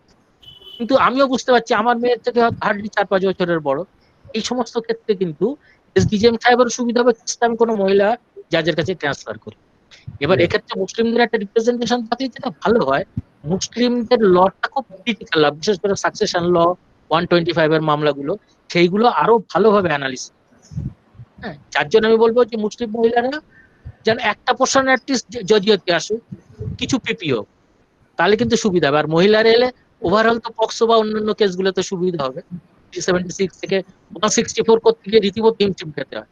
হ্যাঁ, আমি একটা 164 হালকা করে লিখেছিলাম, স্বপনধর সাহেবকে চিনবেন ইমতাজদা, 164 অত আলতো করে লিখলে দাঁড়াবে না 376। এইগুলো ঘটে আর কি। বিভিন্ন কারণে আমিও চেয়েছিলাম মেয়ে লয়ার না হোক, তো আলটিমেটলি বললো যে আমি লয়ার হব। ওকে একটা কলেজে, দিল্লির একটা কোনো কলেজে ইন্টারভিউতে ওকে জিজ্ঞেস করেছিল তুমি কেন লয়ার হবে, বললো কেন আমার ডে টু ডে কাজের জন্য। কেন, সেটা তো ডাক্তার হতে পারতেন। তখন অ্যানালিসিসটা বলছি, সকালবেলা পেস্টের কোয়ালিটি কি, consumer protection act, quality control act, বাজারে গেলাম, weights and measures act applicable, তাই তো ম্যাডামরা মাঝে মাঝে ফেরন দাঁড়িয়ে পড়লে একটা দিকে কোয়ালিটিটা কি আছে, ফুড অ্যাডাল্টারেশন অ্যাক্ট, হ্যাঁ, গাড়িটা ঠিক স্টপেজে থামলো কিনা, ট্রাফিক অ্যাক্ট, ঠিক তো। এবারে রিসেন্টলি মেয়েকে নিয়ে গেছিলাম বাংলাদেশ সীমান্তে, ইমোরাল ট্রাফিকিং, ওখানকার অনেকে জানেই না যে ট্রাফিক এর একটা বেনিফিট পায়। এবং সেদিন আমি ক্যানিং এর 2জন মহিলাকে পাওয়ার ব্যবস্থা করে দিলাম। ডিএলএস এর লোকরা সেইভাবে প্রচার করেনি যে ট্রাফিক মহিলারা চাল পাবে একটা মাসে এবং তাদের পরিচয় গোপন রাখা হবে। অ্যাসিড বার্ন কেসে যে টাকাটা দেওয়া হয় অনেকে জানেই না। এই জন্য আমি বলবো যে এই প্রফেশনে মেয়েরা এলে, হ্যাঁ মেডিকেল প্রফেশনেও মেয়েরা এলে সুবিধা হয়, এটা ঠিকই, কিন্তু ল প্রফেশনে এলে মেয়েরা কিন্তু আরো বেশি বেনিফিটেড হবে, খুব বেশি বেনিফিটেড হবে। বিশেষ করে ক্রিমিনাল জাস্টিসে পাবে, মোহামেডানদের ক্ষেত্রে শেয়ারের ক্ষেত্রে পাবে, প্রপার্টি অ্যাক্টে পাবে, এবং এই ধরনের ট্রাফিকিং অ্যাক্ট বলুন বা এই ধরনের ডিসঅ্যাডভান্টেজ, এই জন্য বলবো মেয়েদের আরো বেশি করে আসতে। যেমন সরফরাজের সাথে অ্যাড করি, সম্ভবত বৃন্দা গ্রোভার এবং ইন্দিরা জয়সিংহ বোধহয় সোশ্যাল অ্যাক্টিভিস্ট হিসেবে খুব করেছে, যারা একটা মানে লটাকে বুঝিয়ে দিয়েছে যে হোয়াট ইজ ল, মানে লটাকে যে একটা কান্ট্রিকে চেঞ্জ করে দিতে পারে সেটা কিন্তু লয়াররাই পারে।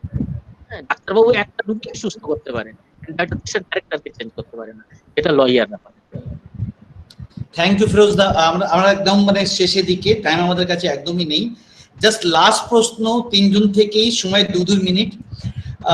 ফাইনাল ভিউ প্রথমে জিজ্ঞেস করবো ইমতিয়াজ স্যারকে, আপনার ফাইনাল ভিউ যেটা আপনি যদি বলেন, একজন ফাইনাল অ্যাডভাইস যে ল করার জন্য কি কি অপশনস, আপনি কি কি অপশন দেখছেন, যে এই অপশনস চুজ করার জন্য আমরা সবই জিজ্ঞেস বলেছি, এজ আ লাস্ট অ্যাডভাইস 2 মিনিটের মধ্যে যে কোন কোন কারণে তারা all this children can come, boys and girls they should join the ল।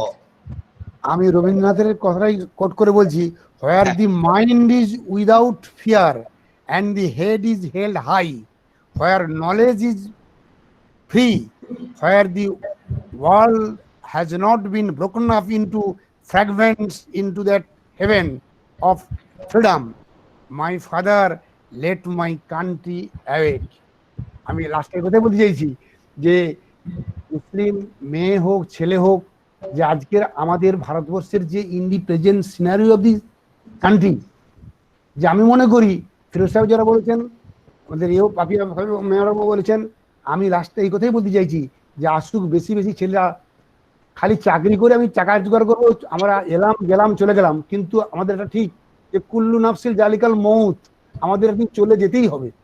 দুনিয়ায় আমরা কি করে গেলাম, আমরা কতটুকু সমাজকে দিয়ে গেলাম, এইটাই আমরা যদি fact that we have to make our exit from this terrestrial planet, but at the last of the journey what will we count? It is the deeds of the brave and just to smell blossom in the dust. তেমনি আমি আমার বন্ধুদেরকে বলবো, ভাইদেরকে বলবো, আমার মেয়েদেরকে বলবো যে আপনারা আসুন, আজকের এই প্রফেশন এত আগের মতো সেই যে উকালতি মানে বটতলার উকিল নয়, আজকের প্রফেশন অনেক উন্নত হয়েছে। আজকের অনেক বসে বসে আজ দেখুন ভার্চুয়াল হিয়ারিং হচ্ছে, আজকের লকডাউন 3 মাস আজ কোর্ট বন্ধ, আজ বাড়িতে বসে আজ উকিল বাবু ফিরোজবাবুরা আজকে ফিরোজরা কেস করতে পারছে, স্বামীরা কেস করছে বসে বসে, বিকাশ ভট্টাচার্য কেস করছে। বিকাশ ভট্টাচার্য যখন আমরা প্র্যাকটিসে আসি তখন বিকাশ ভট্টাচার্য ব্রিফ বানতে জানতো না, অরুণ প্রসাদ জুনিয়র, আমাদের থেকে 1 বছর আমার ওর জুনিয়র, 2 বছর জুনিয়র বিকাশ ভট্টাচার্য। আজ মেয়র আজকে বিরাট 1,10,000 টাকা ফি নিচ্ছে।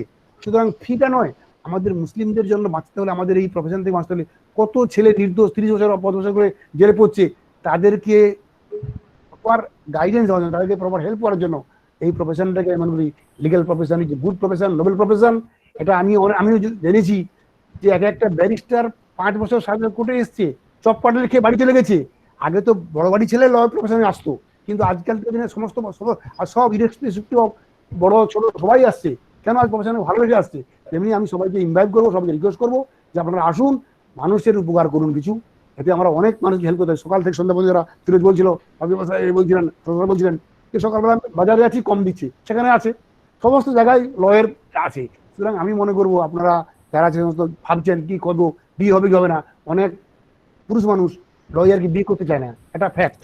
এ লয়ার মেয়ে তো তর্ক করবে, ঘর সংসার করবে না, কিন্তু তা নয়। আমার মেয়েও লয়ার, আমার ছেলেও ল পাস করেও প্রফেসর লয়ার এ পড়ছে, Adamas university professor lawyer, legal লাইনে দুজনেই। সুতরাং এই ভুল ধারণা থেকে বেরিয়ে আসতে হবে। আমি ওকে আগে যারা বলছিলাম, আমি কাজী সাহেবকে বলছি, সবাইকে বলছি যে সবাই আপনারা বেশি বেশি এই ডিসকাশন যেমন করছেন, সাথে দিয়ে আমাদের সরকারকে নিয়ে ওজন হায়দ্রাবাদ আছে, এই আমাদের ক্যালকাটার বিভিন্ন ডিস্ট্রিক্টে গিয়ে এই সমস্ত অ্যাওয়ারনেস ক্যাম্প করুন, কিছু লিগ্যাল ক্যাম্প করুন, আপনি আমাকে রাখুন, সবাইকে রেখে আমরা আমিও যাবো, যতদূর আমি বাঁচবো ততদিন কর্মের সেবা করবো। এই বলে আমি আমার এই করলাম। Thank you. Thank you sir. Same প্রশ্ন পাপিয়াকে, জাস্ট 2 মিনিট সময়, লাস্ট অ্যাডভাইস সবাইকে। আপনি অনেকেরই রোল মডেল, মেসেজে দেখা যাচ্ছে অনেকে বলছে। আমার শুধু একটাই জিনিস বলার আছে, আমরা সবাই পড়াশোনা করি, নিশ্চয়ই কেরিয়ার একটা অপশন, কিন্তু আমাদের কিন্তু সমাজকে কিছু না কিছু ফেরত দিতে হবে। তাই পুলিশিং বা ল যদি আমরা কেরিয়ার হিসেবে চয়েস করি, টাকা ওটা এমনি এমনিই আসবে। ওটা মনে হয় আমার ক্ষেত্রে অ্যাটলিস্ট আমি ভেবে দেখেছি ওটা বাই প্রোডাক্ট। আমি এত লোকের ভালোবাসা পেয়েছি, এত লোকের শ্রদ্ধা পেয়েছি, এতজনের প্রবলেম সলভ করতে পেরেছি, ডিরেক্টলি হেল্প করতে পেরেছি, আর সামনে দাঁড়িয়ে মানে একদম ফ্রন্ট লাইনার হিসেবে সবার হয়ে লড়াই করে লোকের মুখে হাসি ফোটাতে পেরেছি। এর থেকে ভালো লাগা আমার আর কিছুতে নেই। তো আর ট্রান্সফার হিসেবেও আমি একটা বলতে পারি, স্যারেদের থেকে আমি একটু ডিফার করব। আমি আমার প্রফেশনে অলরেডি 7টা ডিস্ট্রিক্ট আমার ট্রান্সফার হয়েছে, কিন্তু ওয়েস্ট বেঙ্গলের এতগুলো ডিস্ট্রিক্ট, প্রত্যেকটা জায়গা ভীষণ সুন্দর, সরকারি খরচে, সরকারি মানে সমস্ত সুবিধে সহ ওয়েস্ট বেঙ্গল ঘুরে বেড়ানোর মতো এত ভালো চান্স ট্রান্সফারেবল জব ছাড়া হয় না। আদারওয়াইজ কোনো প্রবলেম আমি ফেস করিনি। I love to be police. আমি সবাইকে বলবো অনেক বেশি করে এসো। আর একটা জিনিস বলতে চাই, আমার পার্সোনাল লেভেল, আমি সরফরাজ দা হয়তো অনেকটা জানে, আমার প্রাউড সিঙ্গেল মাদার।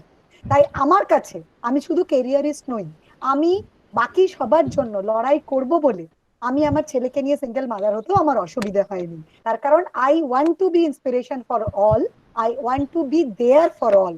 তাই কখনো যদি মনে হয় কারো ক্যারিয়ার কাউন্সিলিং এর জন্য বা কোনো সেমিনারের জন্য কাউকে উদ্বুদ্ধ করার জন্য আমি থাকতে পারি, তাহলে আমি অলওয়েজ বি দেয়ার। আমি এই জন্যই চাকরিটা করি, যাতে আমি লোকের মোটিভেশন হতে পারি। আমাকে দেখে যদি আমার সারা জীবনে আরো 100টা মেয়ে WBCS অফিসার হয়, তাহলেই আমি সফল হলাম। শুধুমাত্র খুব ভালো অফিসার হলেই আমি সফল হব না, খুব ভালো মানুষ হলেই হব না। সবাইকে মোটিভেট করে আরো প্রচুর মুসলিম মেয়েদেরকে, বিশেষ করে মেয়েদের, আমি বলছি না ছেলেরা আসবে না, বাট মেয়েদের যেহেতু অনেক বেশি করে দরকার, মুসলিম মেয়েরা অনেক বেশি করে এই প্রফেশনে আসুক, তাহলেই আমি মনে করব আমার আশা আর আমার লড়াই successful.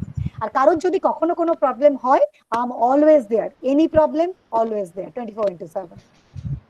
Thank you Papiya, thanks a lot. Same প্রশ্ন দাদা আপনাকে, ফিরোজ দা। সবগুলোই কভার করেছি মোটামুটি।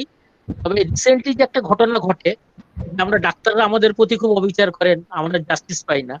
অনেক সাধারণ মানুষের ধারণা আছে যে আমাদের কোনো রিলিফ নেই, কিন্তু সেখানেও আমরা রিলিফ পেতে পারি। যার জন্য মেয়েদের, বিশেষ করে মেয়েদের কিছু পার্সোনাল প্রাইভেসি নিয়ে এখন কোনো একজন ডাক্তারবাবু লড়াই করছেন দিল্লিতে একটা আইন করার জন্য। হসপিটাল এবং নার্সিং গুলোতে কিন্তু ভীষণভাবে প্রাইভেসিটা ইনফ্লুয়েন্স হচ্ছে, এবং কোনো মেয়ে লজ্জায় বলতে পারছে না, কোনো মেয়ে আইন জানে না বলে বলতে পারছে। এইগুলো, এই অ্যাওয়ারনেস গুলো কিন্তু লেডি অ্যাডভোকেট যত বাড়বে দিনে দিনে, কারণ এই নিয়ে আমার সাথে অনেকের কথা হয়েছে, একজন স্ত্রীরোগ বিশেষজ্ঞের সাথে বেশ কয়েক মাস ধরে এই কথাবার্তা হয়েছে, এবং তারা অ্যাডমিট করেছে যে আমরা মেয়েদের প্রাইভেসিটা মেনটেন করি না, মানে অ্যাটলিস্ট তাদের চেম্বারে মেনটেন করতে পারেন না। কিন্তু বলছে যে আমাদের অ্যাডভান্টেজ হলো তারা লটা জানেন না, এবং যে ক্ষেত্রে ল জেনেছেন তারা কিন্তু অলরেডি ক্রিমিনাল কেসে ফেসে আছে, তারপরেই আমার সাথে কি যোগাযোগটা হয়েছে আনফরচুনেটলি। এই ক্ষেত্রে বলবো যে মেয়েরা যদি সব দিক থেকেই লটা পড়ে, তাদের প্রাইভেসি থেকে শুরু করে পার্সোনাল লাইফ থেকে শুরু করে এবং মডেস্টিটাও কিন্তু তারা প্রোটেক্টেড করতে পারবে। যেখানে মডেস্টিটা চলে যাচ্ছে কিন্তু তারা জানে না যেখানে আমার রাইট আছে, যে রাইটটা তারা প্রিভেন্ট করতে পারে। ওই জন্য মেয়েদের আরো বেশি করে, আমি বলবো ক্রিমিনাল সাইডটাতে মেয়েদের আরেকটু বেশি আসা উচিত, যদিও সেটা রিস্কি জব। মেয়েদের পক্ষে ক্রিমিনালটা রিস্কি। থ্যাংক ইউ ফিরোজ ভাই। যারা অনেকেই আমরা কিছু সময় নিশ্চয়ই রাখবো কোশ্চেন আনসারের জন্য, অনেকগুলো প্রশ্ন তারা অনেকে বলেছেন যে কোশ্চেন আনসার হবে কি হবে না। আপনারা নিজের কোশ্চেন্স গুলো চ্যাটে লিখতে পারেন, আপনার কোশ্চেন্স এর উত্তর চেষ্টা করা যাবে যতটুকু দেওয়া যায়। অ্যাটলিস্ট 15-20 মিনিটস আমরা আরো ডিভোট করবো কোশ্চেন আনসারে। আমি জাস্ট এইটা বলে শেষ করতে চাই ফ্রম প্যানেলিস্ট সাইড, যে আমি প্রায় লাস্ট ল পাস করার পর তারপরে LLM NUJS এ জয়েন করি, তারপর থেকে ফার্স্ট ব্যাচ, তারপরে এখানেই পড়াতাম। আমার NUJS যে ছাত্ররা বা বাইরেও দেখেছি, আমি একটা প্রফেশন বুঝতে মানে নেই এখানে যেখানে ল পড়ে ছেলে মেয়ে নয়।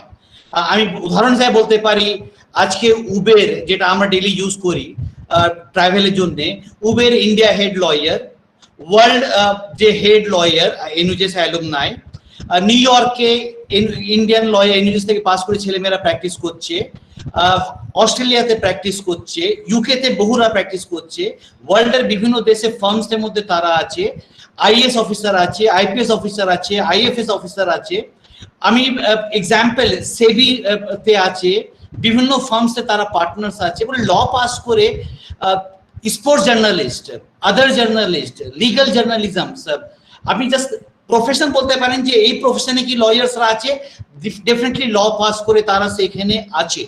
And if they are with the legal knowledge, definitely they always have added advantage, because Papia says that their confidence level is much more than others. তারা জানে যে ল কি, অ্যাটলিস্ট তাকে কেউ ঠকাতে পারবে না।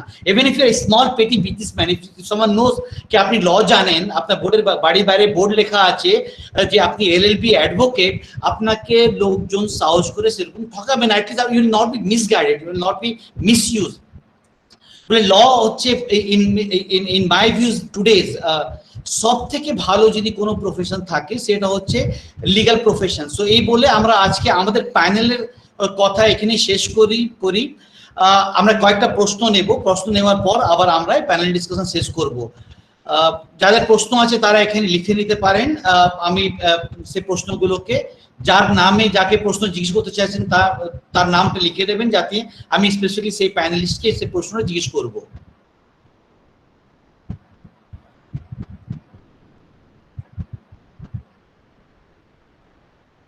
একজন জিজ্ঞেস করেছেন, অবশ্য নাম বলেননি উনি, Sabir Ali, I want to study law, I am just graduated BCom and now pursuing English language teaching MA from NSU. Law definitely যারা গ্রাজুয়েশনস করার পরে, আমি উত্তরটা দিয়ে দিই, ল হায়ার সেকেন্ডারি পরে যারা করতে চান সেখানে হচ্ছে ল ইন্টিগ্রেটেড ল কোর্স বলা হয়। ক্যালকাটা ইউনিভার্সিটি আন্ডারে বিবিএলডি প্রোগ্রাম আছে, কিন্তু বিভিন্ন জায়গায় বিভিন্ন ইউনিভার্সিটিস ডিফারেন্ট নোমেনক্লেচারে ইন্টিগ্রেট প্রোগ্রাম অফার করে। কেন অনেক ইউনিভার্সিটি তারা বিকম এলএলবি অফার করে, অনেক ইউনিভার্সিটি এসে বিবিএ এলএলবি অফার করে, অনেক university even like UPS etcetera তারা বিটেক এলএলবি অফার করছে। আমি যে ইউনিভার্সিটিতে পড়াচ্ছি সিম্বায়সিস ল স্কুল হায়দ্রাবাদ, আমাদের এখানে দুটো প্রোগ্রাম আছে, BBA LLB and BA LLB. তো 5 বছর কোর্স হয় যখন হায়ার সেকেন্ডারি পরে, সিনিয়র সেকেন্ডারি পরে তারা জয়েন করে। গ্রাজুয়েশনের পরে আপনি 3 ইয়ার্স প্রোগ্রাম জয়েন করতে পারেন। ইন্ডিয়াতে এখনো বহু ইউনিভার্সিটি আছে, যদি ওয়েস্ট বেঙ্গলে বলেন বর্ধমান ইউনিভার্সিটি 3 ইয়ার্স প্রোগ্রাম আছে, অনেকগুলো কলেজ আছে যেখানে 3 ইয়ার্স প্রোগ্রাম আছে, অ্যাডামাসও প্রবাবলি মনে হয় আছে, আপনি ওয়েবসাইট দেখে নেবেন, অনেকগুলো কলেজে আপনার আছে এখন 3 ইয়ার্স প্রোগ্রাম। ক্যালকাটাতে সুসুনা ল কলেজ আছে, হালদিয়া ল কলেজ আছে, এরকম অনেক বহু কলেজ আছে এখন ওয়েস্ট বেঙ্গলের মধ্যে যেখানে 3 ইয়ার্স প্রোগ্রাম করা যেতে পারে। দিল্লি ইউনিভার্সিটি 3 ইয়ার্স প্রোগ্রাম আছে, বোম্বে ইউনিভার্সিটি এখনো সম্ভবত 3 ইয়ার্স প্রোগ্রাম তাদের আছে বা বন্ধ করে দিয়েছে রিসেন্টলি। তো আপনি পাবেন after graduation also you can do law and which is 3 years program. আচ্ছা, Simran Ali, I have questions to Janab Imtaz Ali Shah. How can we excel and can make judiciary as our career? Imtaz Shah মনে হয় disconnected হয়ে গেছেন, আমি request করব ফিরোজ ভাই আপনাকে বলার জন্য।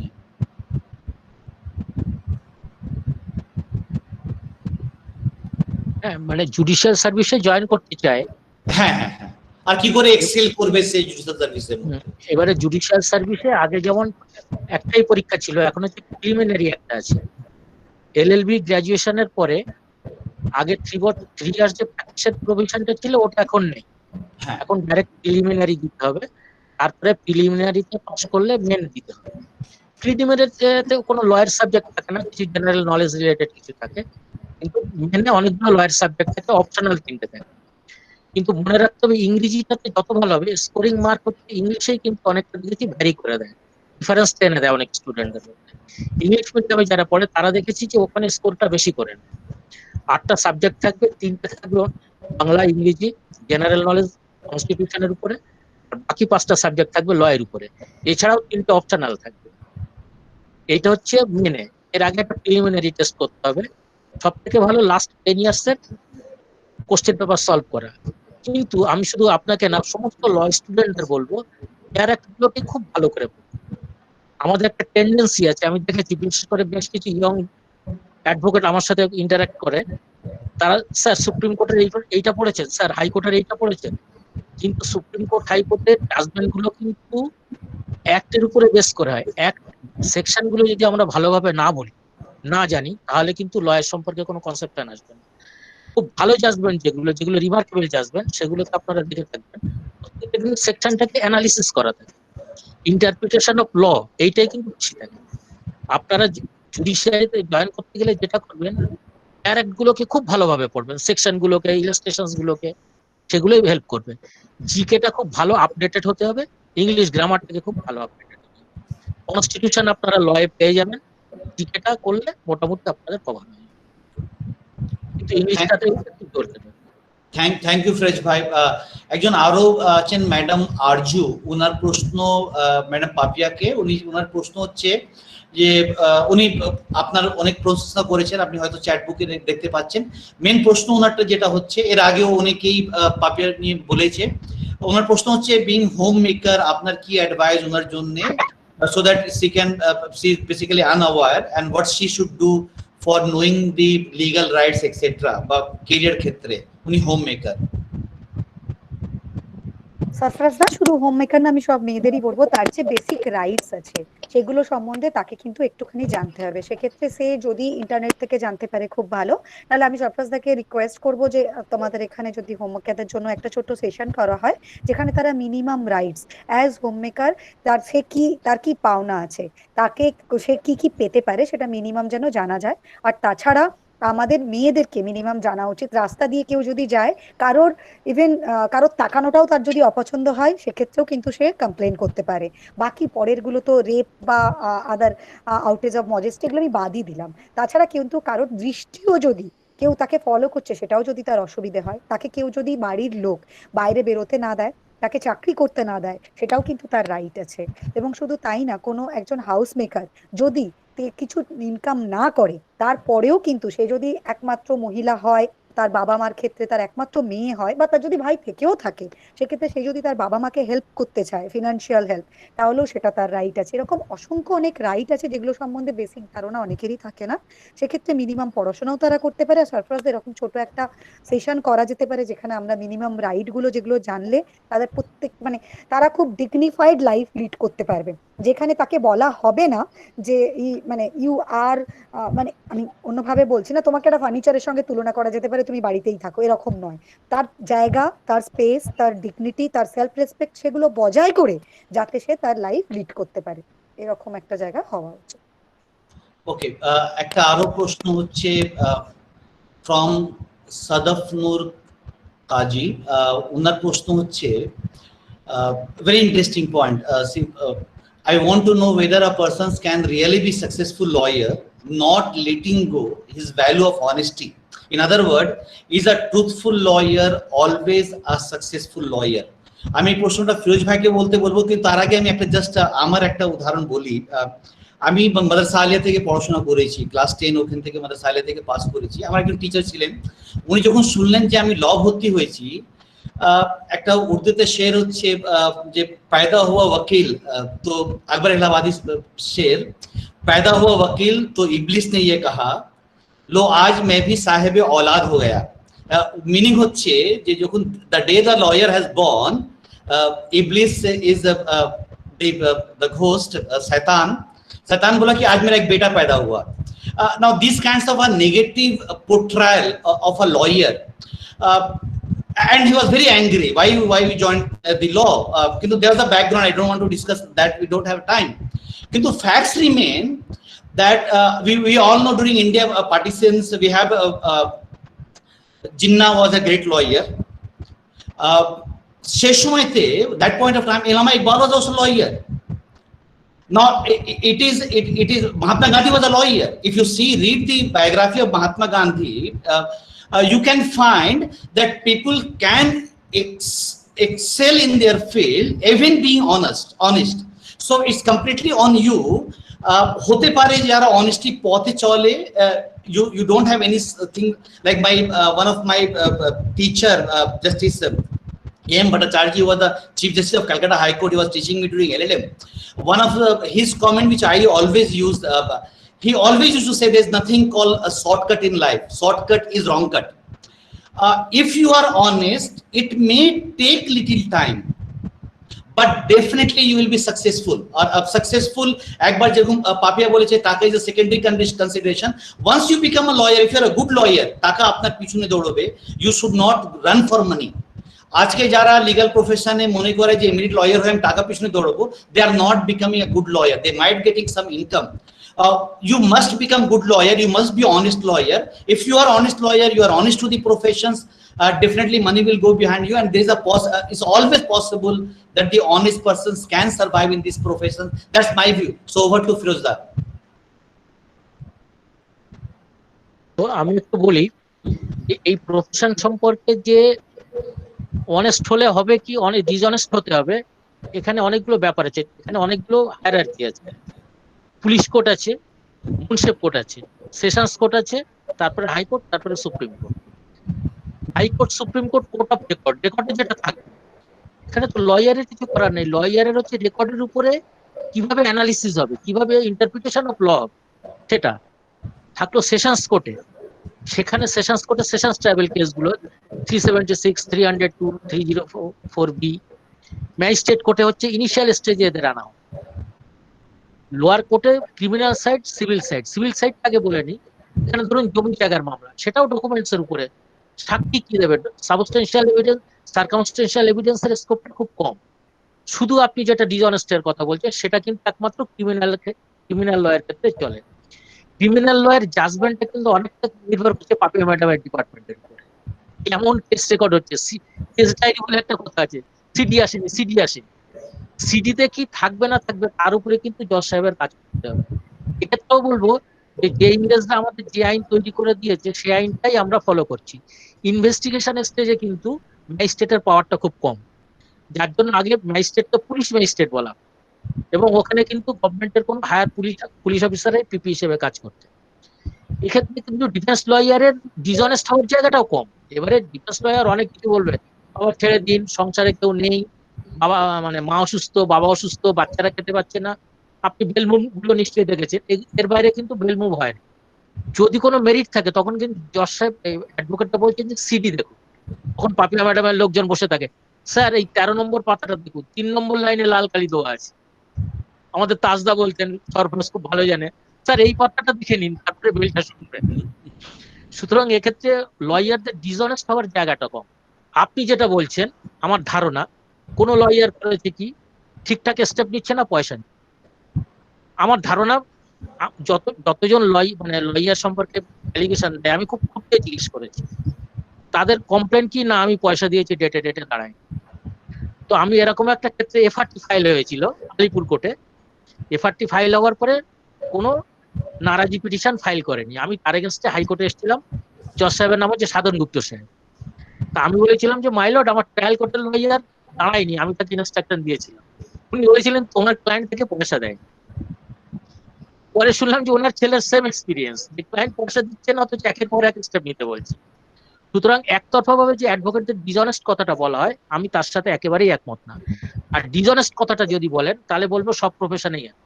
কোন প্রফেশনে নেই বলুন? আজকে মেডিকেল প্রফেশনে আমার বাড়ির নিচে ভাড়াটিয়া থাকে 30 বছর, তাকে হসপিটালে চেক আপ করতে নিয়ে গেল, সঙ্গে সঙ্গে বললো মেডিক্লেম কি আছে বলুন, ভর্তি হতে হবে, অপারেশন না করলে 24 ঘন্টার মধ্যে মারা যাবে। উনি বহাল তবিয়াতে 7 বছর আছে। ডিসঅনেস্টি কিন্তু সব জায়গায় আছে, এবং আপনি যেটা বলছেন সত্য মিথ্যার ব্যাপার না, লয়ার সম্পর্কে অনেস্টি ডিসঅনেস্টি নিয়ে প্রশ্ন হচ্ছে। সত্য মিথ্যা বলার দায়িত্ব তো অ্যাডভোকেটের না। অ্যাডভোকেট কাজ করবে ডকুমেন্টস এর উপরে। ওনার মিসকন্ডাক্ট হতে পারে, উনি স্টেপ না নিতে পারে, তার সাথে কিন্তু অনেস্টি ডিসঅনেস্টিটা সংজ্ঞাটা একটু ডিফার করছে। আর এই যে আপনি অনেস্টি ডিসঅনেস্টি বলছেন, সমস্ত প্রফেশনে আছে। আপনি বলতে পারেন কটা টিচার 40 মিনিট পুরো পড়ায়, সরপ্রাইজ কিছু মনে করো না, আমি আজকে পাপিয়া ম্যাডাম ডিপার্টমেন্টের কত লোক 100% অনেস্ট? ডিসঅনেস্ট আমি বলছি না, কিন্তু 100% অনেস্ট কত? এবং আপনার প্রশ্ন বোধহয় অনেস্টি ডিসঅনেস্টি নিয়ে। সত্য মিথ্যার কথাটা বারবার বলেছি যে ক্রিমিনাল ক্ষেত্রে সত্য মিথ্যার কথাটা আসে, সেটাও কিন্তু এভিডেন্সের উপরে ডিপেন্ড করে। এবং বহু ক্ষেত্রে দেখেছি যে জজ সাহেব বুঝতে পারছে অফেন্সটা হয়েছে কি হয়নি, কিন্তু জজ সাহেবও বেরোতে পারছেন না, তার যে ডকুমেন্টস পুলিশ ডিপার্টমেন্ট ফাইল করছে। দেখা যাচ্ছে অনেক ডকুমেন্টস ফেব্রিকেটেড হতে পারে, কিন্তু তার সে স্কোপ নেই। অন ডক সাক্ষী যেটা বলছে সেটা জজ সাহেব কি করে বেরোবেন? আর লয়ার কি শেখাতে পারেন? লয়ার তো এমন কিছু শেখাতে পারেন না যে মার্ডারটা হয়নি, এরকম তো কিছু বলতে পারে না। আর অনেস্টি ডিসঅনেস্টির ব্যাপারটা কিন্তু সত্য মিথ্যার সাথে জড়াবেন। আরো একটা বলি, কিছু এভিডেন্স থাকতে আছে, আমি কোনো লয়ারকে বলতে পারি না আমি মার্ডার করে আসছি, তুমি আমাকে বাঁচাও। আমি মার্ডার করে এসে বলতে পারি আমাকে বাঁচান, যাহাকে একটা ভুল হয়ে গেছে, প্রিভিলেজ কমিউনিকেশন, এভিডেন্স একটা আছে। সুতরাং আপনি মনে হচ্ছে আপনি যেটা বলতে চাচ্ছেন অনেস্টি ডিসঅনেস্টির ক্ষেত্রে, সেক্ষেত্রে কিন্তু না, সত্য মিথ্যা কথার জায়গাটা কিন্তু অ্যাডভোকেটদের খুব কম, থিওরিটিক্যালি কম, প্র্যাকটিক্যালিও। Okay, thank you, Fresh bhai. I hope the questions has answered her queries. আমার মনে হয় নাসিমা ইসলাম উনি খুব এজিটেটেড, ওনাকে বলা হয়েছে যে আপনি কোশ্চেন টাইপ করুন, উনি বলে তো সময় নাই। আপনি আনমিউট করে কোশ্চেন জিজ্ঞেস করতে পারেন, কিন্তু কোশ্চেন জিজ্ঞেস করবেন, স্টেটমেন্ট নয়। নাসিমা ইসলাম। Hi, thank you so much, sir. No, I was not agitated at all. I was actually enjoying the entire session. But thank you. আমি meanwhile টাইপও করে ফেলেছি আমার প্রশ্নগুলো, তবু আমি খুব শর্টলি বলে দিচ্ছি। প্রথম কথা, আমি পাপিয়া ম্যামের ইমেল আইডি চেয়েছিলাম, উনি দিয়েছেন, thank you ma'am for that. দ্বিতীয় কোয়েশ্চেন হলো যে আমরা তো এটা সবাই জানি যে একদম মানে 9/11 এর হিস্ট্রি, মানে আরো পেছনেও যদি যাই, সেখান থেকে শুরু করে আজ অব্দি মানে ইন্টারন্যাশনালি, ন্যাশনালি, রিজিওনালি সব ক্ষেত্রে আমরা দেখি যে কিভাবে এক্সিকিউটিভ এবং জুডিশিয়ারি দুটোই সামহাউ মুসলিমদের এগেনস্টে বায়াসড। সেটা মুসলিম স্টুডেন্ট লিডার্সদেরকে, যেমন শারজিল ইমাম, ওদেরকে তুলে নেওয়া বলুন, বা সাফুরা জারগারকে বেল দিতে দেরি করা বলুন, বা যে কোনো ক্ষেত্রেই বলুন, মুসলিমদের এগেনস্টে কিভাবে জুডিশিয়ারি এবং এক্সিকিউটিভ বায়াসড থাকে। সুতরাং সেইগুলো আমাদেরকে, আমাদের কমিউনিটিকে এম্পাওয়ার করতে গেলে আমাদের কমিউনিটি রিপ্রেজেন্টেশন সেখানে দরকার। কিন্তু আবার এটাও ঠিক যে পেট্রিয়ার্কি এবং ক্রিমিনাল মাইন্ডসেট তো মানে যে কোনো অ্যাক্রস কাস্ট অ্যান্ড কমিউনিটি, যে কোনো রিলিজিয়নেই হতে পারে। তো প্রফেশনাল ডিলেমার জায়গা থেকে ম্যাম আমাকে, আমার প্রশ্ন আপনাকে, যে এই ডিলেমাটা আপনি কিভাবে, আই এম শিওর আপনি খুব ম্যাচিওরলি, ওয়াইজলি কনফ্রন্ট করেন। তো ওইটাই জানতে চাইবো যে এই ডিলেমাটা কিভাবে কনফ্রন্ট করেন, যেখানে আপনি দেখেন যে শুধুমাত্র মুসলিম হওয়ার জন্য কেউ হয়তো বেশি সাজা পেয়ে গেল, আবার অন্য পক্ষে মুসলিম কিন্তু সাজাটা তার পাওয়া উচিতই, বিকজ সে সত্যিই দোষটা করেছে, কিন্তু আপনি যদি সেটাকে কল আউট করেন তাহলে হয়তো লার্জার মানে অ্যান্টি মুসলিম যারা ফোর্সেস রয়েছে বা ধরুন অফিসার রয়েছে, তারা সেটাকে হাইজ্যাক করে they will blow it out of proportion. তো এটা একটা এথিক্যাল ডিলেমা বলে আমার মনে হয়। সেইটা একজন মুসলিম প্রফেশনাল হিসেবে আপনি কি করে দেখেন? আর শেষ প্রশ্ন এইটা ম্যাম, যে আই এম শিওর আজকে আমরা সবাই আপনাকে দেখতে পাচ্ছি এবং ভীষণ আমরা গর্বিত আপনার মতো মানুষকে শুনতে পেয়ে, কিন্তু এটাও ঠিক যে অন্যরা জানে না যে আপনার এই পজিশনে আসার রাস্তা কতখানি ব্যক্তিগত স্তরে স্ট্রাগল করতে হয়েছে। মুসলিম পেট্রিয়ার্কিকে কিভাবে প্রতি পদে পদে আপনাকে কনফ্রন্ট করে করে, এনকাউন্টার করে করে আপনাকে আজকে এগিয়ে আসতে হয়েছে। আই এম শিওর আপনার অনেক সাথী ছিল সেই রাস্তাতে, কিন্তু আমাদের পেরেন্টসরা আমাদের সাথী হিসেবে কাজ করার সত্ত্বেও সমাজ এবং রিলিজিয়াস মাইন্ডসেট কোথাও না কোথাও অনেক সময় একটা শৃঙ্খল হয়েও পড়ে। তো সেই জায়গাতে দাঁড়িয়ে আমাদের বর্তমান মুসলিম সমাজ যে আমরা এগিয়ে আসছি, আসার জন্য স্ট্রাগল করছি প্রাণপণ, সেই পরিপ্রেক্ষিতে আপনি নতুন জেনারেশন অফ মুসলিম পেরেন্টসদেরকে কি অ্যাডভাইস করবেন ম্যাম, যাতে তারা নিজের মুসলিমত্বকে সুন্দরভাবে বজায় রাখবে ঠিকই, কিন্তু সেখানে একটা প্রোগ্রেসিভ নেগোসিয়েশনও থাকবে, যেখানে রিলিজিয়ন বা রিলিজিও কালচারাল মাইন্ডসেট কোথাও মুসলিম নারীদের যে ভীষণ সুন্দর একটা স্বপ্নীল উড়ান ভরার রাস্তাতে মানে কোনো মানে বাধা হয়ে দাঁড়াবে না। Thank you ma'am. Okay Papiya. Okay. হ্যাঁ, প্রথম আমি বলবো প্রফেশনাল সাইডটার ক্ষেত্রে, প্রফেশনালি আমাদের হয়তো টাইম লাগবে, যে যেখানে আমরা নিউট্রাল, এই অ্যাঙ্গেলটা আমরা মানে সবাইয়ের কাছে বোঝাতে পারি যে আমি মুসলিম হয়ে, আমি মুসলিমদেরকে হয়ে কিছু কাজ করছি না, আবার মুসলিম বলে যারা মুসলিম নয় তাদের এগেনস্টেও কিছু কাজ করছি না। এই রকম যদি আমি নিজের, আমার কনফিডেন্স লেভেলটা তৈরি হয় এবং আমি আমার কাজ দিয়ে কিছুটা সময় লাগলেও এটা প্রমাণ করতে পারি যে আমি সব ক্ষেত্রেই নিউট্রাল, অ্যাজ পুলিশ অফিসার এবং অ্যাজ ল ইমপ্লিমেন্টেড অফিসার আমি আমার কাজটা করছি, তাহলে কিন্তু প্রথম প্রথম কিছু অসুবিধার সম্মুখীন হলেও যখন আমার একটা ইমেজ তৈরি হয়ে যাবে নিউট্রাল পারসন হিসেবে, তখন আর এগুলো ফেস করতে হয় না। হয়তো সময় লেগেছে আমার, কিন্তু আমাকে কেউ কখনো আলাদা করে আমি মুসলিম বলে কারোর প্রতি পার্সিয়ালিটি করছি এরকম কখনো, বা আমি কখনো শিকার হয়েছি দু একবার হলেও, আমার কখনো এরকম বড় কিছু হয়নি, বরং আমি অনেক বেশি শ্রদ্ধা সম্মান পেয়েছি being a Muslim officer, because I was the first one. সবাই সেটাকে উল্লেখ করেছে, অনেক বেশি শ্রদ্ধা ভালোবাসা পেয়েছি, অনেক বেশি অ্যাকসেপ্টেন্সও পেয়েছি। তো সেক্ষেত্রে আমার কখনো প্রবলেম হয়নি, একটু সময় লেগেছে। আর যদি বলি পেরেন্টসদের কথা, আমি আমার পেরেন্টসদের বলবো আমরা মানে অ্যামং দ্য লাকি পার্সন, যে আমার বাবা মা ছোটবেলা থেকেই আমার চারপাশের সবার 9-10-এ বিয়ে হয়ে যেত, কিন্তু আমার বাবা মা বলেছিল তোমাকে 10 জনের একজন হতে হবে। এই একটা কথা তারা হয়তো বোঝাতে পারেনি কিভাবে হব, সেটা রাস্তাটা হয়তো আমাকে বের করতে হয়েছে, কিন্তু একটা কথা বারবার বলেছে যে তোমাকে 10 জনের একজন হতে হবে। তুমি কিন্তু শুধুমাত্র বিয়ে করবে, মা হবে, এবং শুধুমাত্র কারোর মেয়ে, কারোর বউ, কারোর মা এই পরিচয় নিয়ে বাঁচবে, এই জন্য তোমার জন্ম হয়নি। তুমি মেয়ে হওনি, তুমি মানুষ হয়ে জন্মেছো। তো আমি লাকি, তাই আমি বাকি পেরেন্টসদেরও বলবো আপনার সন্তানরাও যেন সাকসেসফুল হওয়ার পরে বলতে পারে দে আর অলসো লাকি এরকম পেরেন্ট পাওয়ার জন্য। ওদের পাশে দাঁড়ান, ওদেরকে উৎসাহ দিন। কোথাও কিন্তু বুরখার সঙ্গে ইউনিফর্মের কোথাও কোনো বিরোধ নেই, কোথাও আমাদের ধর্মের সঙ্গে চাকরির বিরোধ নেই, কোথাও মেয়েদেরকে নিজেদের জাস্টিসের জন্য লড়াই করা, নিজেদের পায়ে দাঁড়ানোর সঙ্গে আমাদের ধর্মের বিরোধ নেই। তাই আমরা মুসলিম মহিলা হিসেবে চাকরি করতে পারবো না, স্বাধীন হতে পারবো না, এরকম কোথাও কিছু নেই। তাই আপনারা মেয়েদেরকে বিশেষ করে বড় করতে চেষ্টা করুন। তার কারণ একটা ছেলেকে যদি শিক্ষিত করা হয়, একটা ছেলে শিক্ষিত হয়, একটা মেয়ে যদি শিক্ষিত হয়, একটা মা শিক্ষিত হয়, তারপরের পুরো জেনারেশন, তার ছেলে মেয়ে সবাই শিক্ষিত হয়। তাই সেক্ষেত্রে আপনারা যারা গার্জিয়ান আছেন, আমি আমার গার্জিয়ানের সাপোর্ট পেয়েছি। হতে পারে আমি আমার আমার ম্যারিটাল লাইফে আমি আমার শ্বশুর বাড়ি থেকে সাপোর্ট পাইনি, কিন্তু আমি কাউকে দোষ দিচ্ছি না এই কারণে, তারা কেউ দোষ করেনি, তারা সমাজের সঙ্গে চলতে গিয়ে বা সমাজের ধারণার বশবর্তী হয়ে তারা করেছে। কিন্তু একটা জিনিস সবশেষে আমি বলবো, মানে खुद को कर बुलंद इतना कि हर तकदीर से पहले खुदा बंदा से खुद पूछे बता तेरी रजा क्या है। আমি সব সময় বিশ্বাস করি আমি চেয়েছিলাম, আল্লাহ আমার সঙ্গে ছিল, তাই আমি পেরেছি। তাই আমার আমার মনে হয়েছিল আমি হারবো না, জাস্ট না, আমি জিতবো এবং জিতবো। তাই আমি কিন্তু সব সময়, আমি জানি না এটা আপনারা কিভাবে নেবেন, আমি কিন্তু সব সময় ফিল করেছি, আমি যখন প্রত্যেকবার লড়াই করেছি আর মনে হয়েছে এবার হেরে যাব, কেউ একজন আমার চারপাশে একটা গন্ডি কেটে দিয়ে আমাকে প্রোটেক্ট করেছে এবং বলেছে আমরা সবাই আছি, তুমি জিতবে, লড়াইয়ে হারা চলবে না। তো তুমি যদি চাও তুমি পারবে, তো তুমি পারবে, আমরা সবাই বিশ্বাস করি তুমি পারবে। So best of luck. Okay, thank you, Papi. I think time is we don't have much time. একটা দুটো প্রশ্ন আরো আছে, just quickly. কয়েকজন প্রশ্ন হচ্ছে about legal professions, teaching. একজন বলেছে how can I become professor at NLUs? একজন বলেছেন লতে ইন্টারেস্ট নিয়ে ক্ল্যাট এক্সেট্রা। আপনার লতে অ্যাডমিশনে জাস্ট কমনলি 1-2 মিনিটের মধ্যে বলে দিই, কমন এক্সাম হচ্ছে ক্ল্যাট বলা হয়, কমন ল অ্যাডমিশন টেস্ট, সেটা all national law schools cover করে।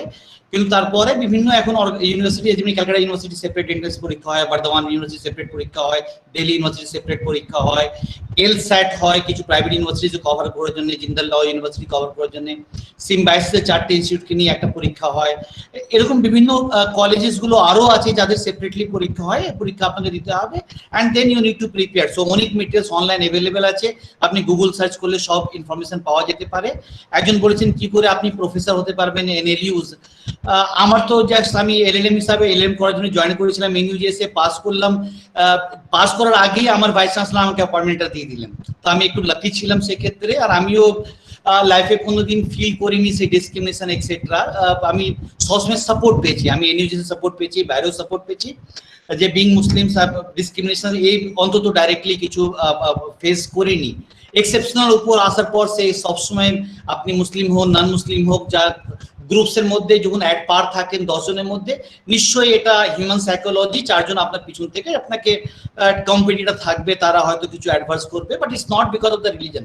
এবার ইন এনি কেস যিনি বলেছেন ল প্রফেসর হওয়ার জন্য, আমি জাস্ট এক্সাম্পল বলি, এটা applicable for everything. Suppose if you want to become a professor at NLU, আপনি কবার গেছেন সেই এনএলইউর প্রফেসরদের সিভি দেখতে, ওর যদি 10টা আর্টিকেল থাকে আপনি you publish 15 articles. If he has a 10 books, you write 15 books. If he has attended 5 conferences, you attend 20 conferences. If he attended 1 Scopus article, you write 5 articles. আপনাকে তার আগে যেতে হবে। The day you can become competent in that way, আপনাকে just যেটা একটা উদাহরণ আমার চেয়ারম্যান হোসেন বলতেন যে আমাকে যদি অন্য কাউকে ছোট করতে হয়, তা আমি ছোট তাকে তার হার্ম করে করতে পারবো না, আমাকে নিজেকে ওর থেকে অনেক বড় হতে হবে। সো যদি 5 তলা বিল্ডিং কারো থাকে বাড়ি, তাকে যদি ছোট করতে হয় তাহলে you have to develop a 10 story building, automatic 5 তলা বাড়ি ছোট হয়ে যাবে। So whether it's NLU, going to job some other places, you have to be in the superior level. The day you reach that level, no one is going to stop you. There is nothing like কোনো জন আপনার পিছনে আছে। Now RTI days are there. Everything is transparent, might be some minor interviews here and there, and that's carries just 10-15% marks in interview board, not more than that. So world is open, it's completely your views your hard work. There's nothing called shortcut. If you work hard, world is open for you. You can get chance everywhere in the world. আমি মনে হয় আর কোনো এরকম প্রশ্ন নয় কেটে দিতে পারবো। আমরা অনেক অলরেডি 40 মিনিট আমরা লেট আমাদের টাইম থেকে। আমরা এখানেই শেষ করব। যদি সব পরে আপনারা কন্ট্যাক্ট করতে পারেন, আমরা যারাই আছি সবাই গুগলে নাম সার্চ করলে সমস্ত ডিটেল পাওয়া যায়। আজকের ইন্টারনেট যুগের মধ্যে কিছু ইনফরমেশন চাই না আপনাকে বাইরে থেকে, সবই পেয়ে যাবেন। আমাদের ইনফরমেশনস কমিউনিকেট করতে পারবেন, and definitely we are there for any kinds of a community work. So over to base representative, anyone who want to say something. And thank you to all my panelists. Thank you Intaj Ali সাহেব, মনে হয় উনি disconnect হয়ে গেছেন। আপনাকে ফিরোজ দা thank you join করার জন্য, বহুদিন পরে দেখা হলো অন্তত অনলাইন। এন্ড পাপিয়াকেও থ্যাংক ইউ, বহুদিন পরে অনলাইন দেখা হলো। Thank you all of you. Base take over to base. Hello. If anyone want to say, yeah. Yes, good evening all. I am Hassan Dhabok. It's my privilege to propose the vote of thanks on behalf of BASE for this lecture series. This is a practical and enriching, informative and insightful discussion. I think this will help to students to understand law as a career. My sincere gratitude goes to Professor Dr. Sarfaraz Ahmed Khan for his excellent moderation of this session. He has actually arranged this panel discussion. So thank you so much, sir. Thank you. My special thanks goes to Honorable Imtiaz Ali Sahib for his insightful and engaging lecture. He has shared his valuable experiences and other related judgment. I would like to extend my sincere thanks to Advocate QAM Firoz Sahib for his wonderful, insightful and informative and engaging lecture. I would like to express my gratitude to Papia Sultana Madam for his motivating and inspirational lecture. Her journey from Burqa to police uniform, she is a role model for us. She is an embodiment of girl power and women empowerment. Thank you so much, madam, for this session. I'm I honored. would like to extend my thanks to our audience and all the base member. I think this is a wonderful lecture series, a wonderful discussion. Thank you all. And I এটাও বলে দিই, আগামীকালকে আমাদের আরেকটা session আছে। যারা যারা join করতে চান ঠিক 7:30 থেকে শুরু হবে, আপনারা কাইন্ডলি জয়েন করবেন। কারণ বেসের লেকচার সিরিজ গুলো বিভিন্ন বিষয় নিয়ে আলোচনা হচ্ছে এবং এটা এক প্রকার নলেজ শেয়ার করা, নলেজ গেইন করার একটা প্ল্যাটফর্ম হয়ে গেছে। সুতরাং আমরা যদি পার্টিসিপেট করি, আমরা আরো বেশি এনগেজ হই, তাহলে কিন্তু আমরা নিজেদের ডেভেলপ করতে পারবো। Thank you everybody. আমি প্রত্যেককে রিকোয়েস্ট করব যে এখান থেকে প্যানেল চলে যাওয়ার জন্য, মিটিং লেফট করার জন্য।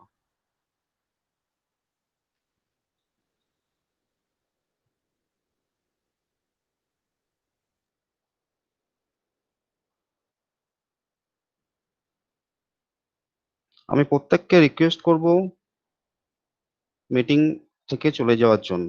মিটিং শেষ হয়ে গেছে, আদারওয়াইজ আমি রিমিভ করে দেবো।